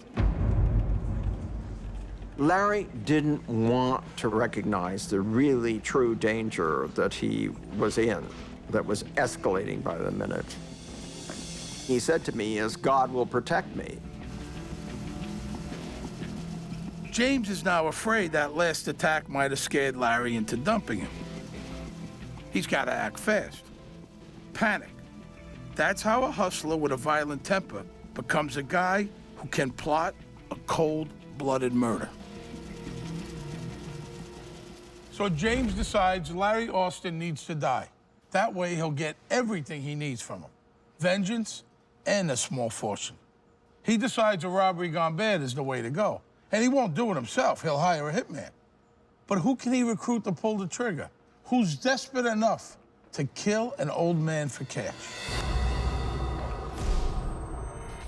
How about the dimbo from the lighting store? Chris Rodriguez? He's got a family to feed and no marketable skills. Perfect. I don't know if you could say I snapped, is that I had a desire, an overwhelming desire to punish Lawrence Austin, okay? And I began talking about it to friends, anybody that would listen. I would, man, I hate this person, man. This person's a scumbag. He does a lot more than call him bad names. He gives Rodriguez a detailed plan. Van Sickle told him almost everything to do. And whatever Van Sickle would tell Christian to do, that's what Christian would do. James told Christian, look, if we get this to happen, we're both going to be in clover. I'm going to have all this money, and you'll be my sidekick, and we'll go through life much better off than we are now.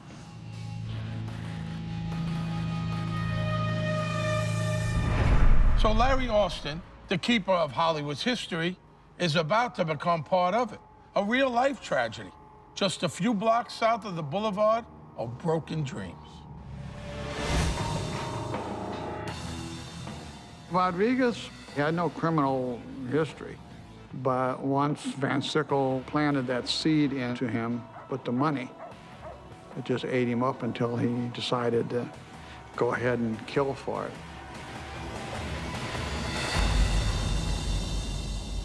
So, Chris Rodriguez sees his dream coming true. Before, he couldn't hold on to a job. Now all he's got to do is kill a guy and he's on easy street. For most people, this is where your conscience or your better judgment would kick in and say, whoa, this is wrong. This is a bad idea. Doesn't happen.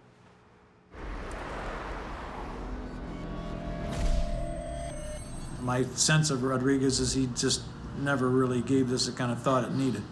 How would he have ever envisioned himself succeeding at this process? I see Chris Rodriguez as an incredibly weak-minded individual. Larry Austin could see what's coming. His dream crumbling into a nightmare. Larry had told me, like, it was probably about 2 weeks or 3 weeks before he was murdered, that he was frightened of James, and he said that he had a cell phone now because he was afraid that James was going to be cutting the phone wires and Larry couldn't call for help. He told me that anything happened to him, point the finger at James. Now that he has a plan, James doesn't mind pretending to be the obedient boy toy, so he keeps a lid on his temper. This real estate will soon be his and he'll be rich. And that powerful exploiter, Larry Austin, he soon will get what he deserves. Enjoy the show. He's a scumbag, okay? And I knew I couldn't do it, okay? I mean, if I did it, everybody would know. I thought about doing something, you know, in the theater, doing it dramatic, all kinds of things. Van Sickle's actually gone way further than just musing about it. He's justified to himself that Larry deserves to die. His true goal is an avenging angel kind of attitude towards people like Austin for the purpose of paying back for the past history in his own life.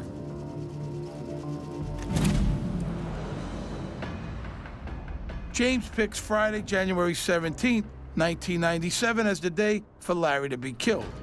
It'll be busy and Austin will be distracted. On Tuesday, he goes over the plan with Chris Rodriguez.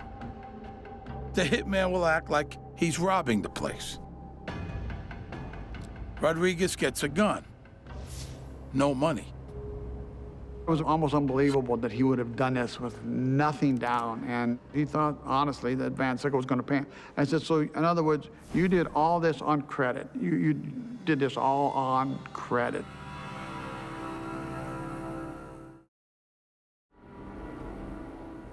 Three nights later, Chris Rodriguez heads to the theater.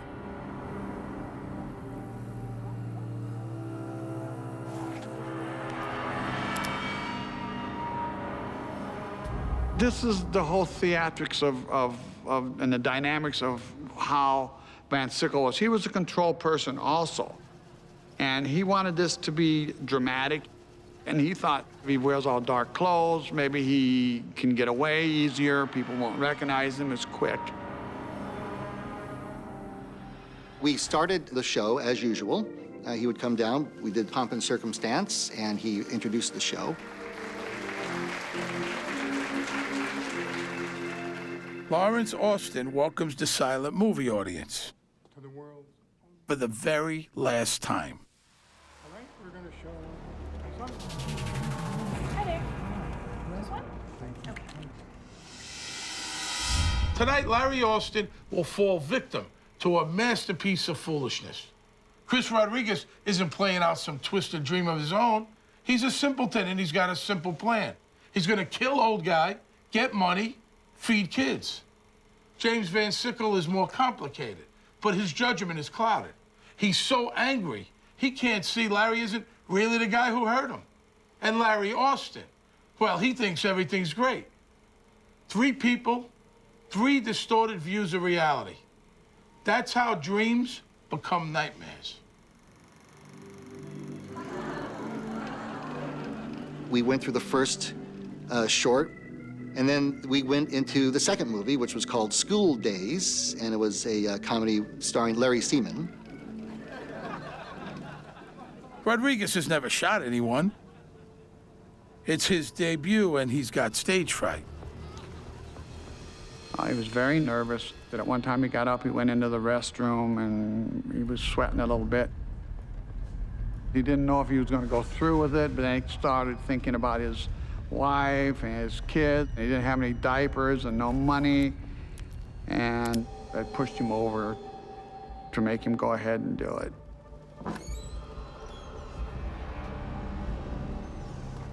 Got up, he went to the candy counter. I need to see your manager. He said he wanted to buy a block of tickets for a future performance. Gentlemen, and about that same time, Mr. Austin walked up to the counter. Yes, sir. How can I help?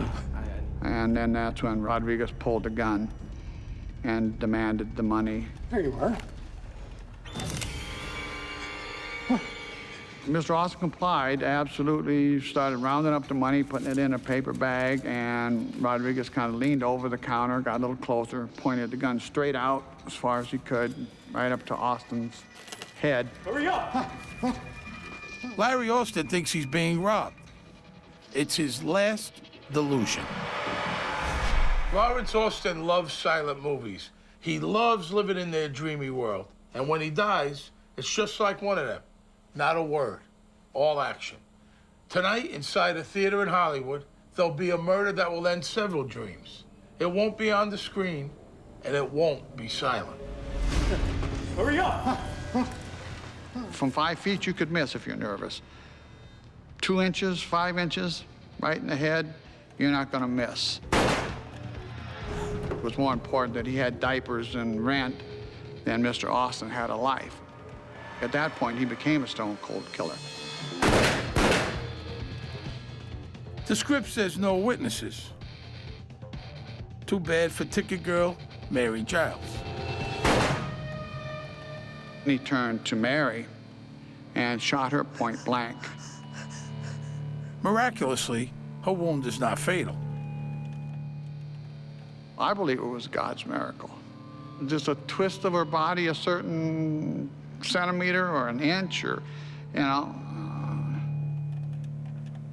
I heard a series of pops coming from the lobby, and I had thought that someone was firing off firecrackers. And so I had turned around and I stopped playing. I heard a few more pops, and then I see a man running down this aisle, shooting over his head, just shooting wildly. He ran down an alley and to his car, which he had parked a couple blocks away. After he went out the back door, I ran up to the lobby, and that's where I saw Mary. And there was Lawrence there, and he was shot through the eye.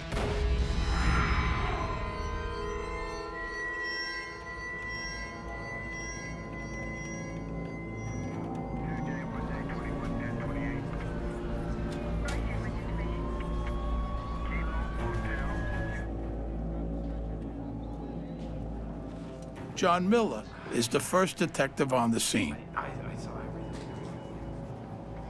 Now, originally, we thought it was a robbery. I had all the signs of robbery with the money, with the victim being shot behind the counter. The strange thing about it was he was shot point blank. I mean, obviously killed him instantly, but then he was shot twice more in the leg, which didn't quite make sense to us. I want to help. The projectionist seems eager to help. He told us that, you know, he was in the projection booth, he heard the shots, he pushed the alarm, but he didn't see anything. By the time he got out, everything was over. But he does hold something back.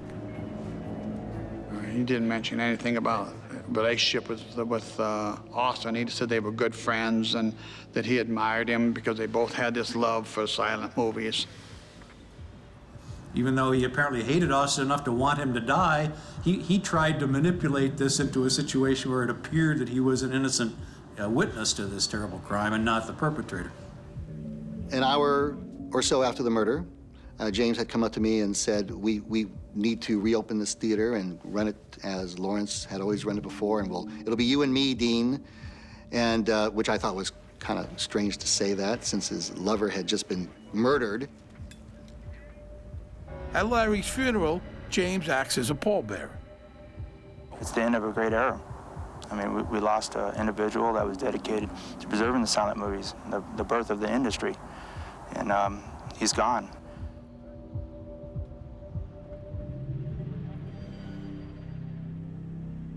The next day, when Detective Miller searches Austin's apartment, he finds the will. We thought, well, that was kind of strange that he would write a will, and then it would be in the computer, and he would leave everything to Van Sickle, who, at that time, we only knew as just his projectionist. So the cops have their suspicions about James Van Sickle, but nothing really to go on.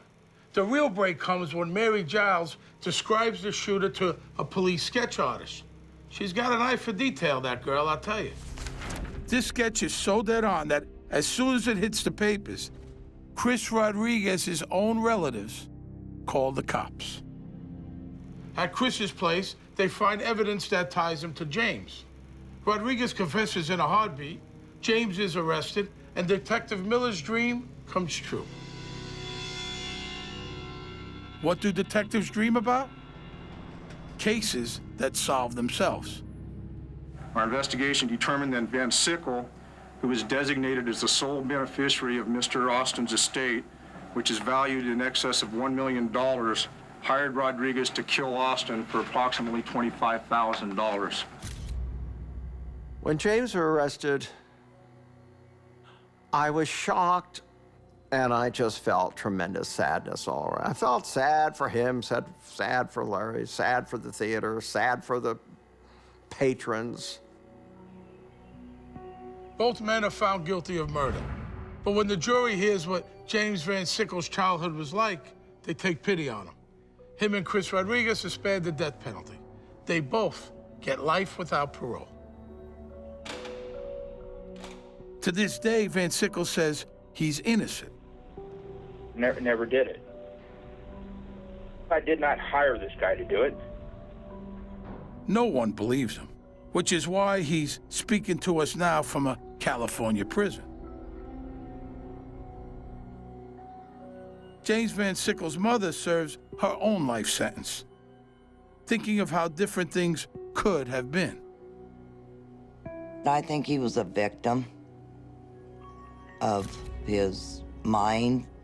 He had so much anger that he was hurting people.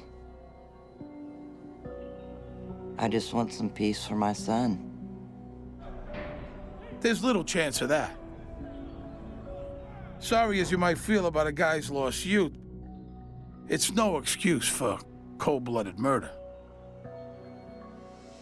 Larry Austin did not deserve to die. He brought a lot of happiness to people, and I think Larry would be appreciative that a lot of people can walk away and say they were glad that Larry ran the silent theater.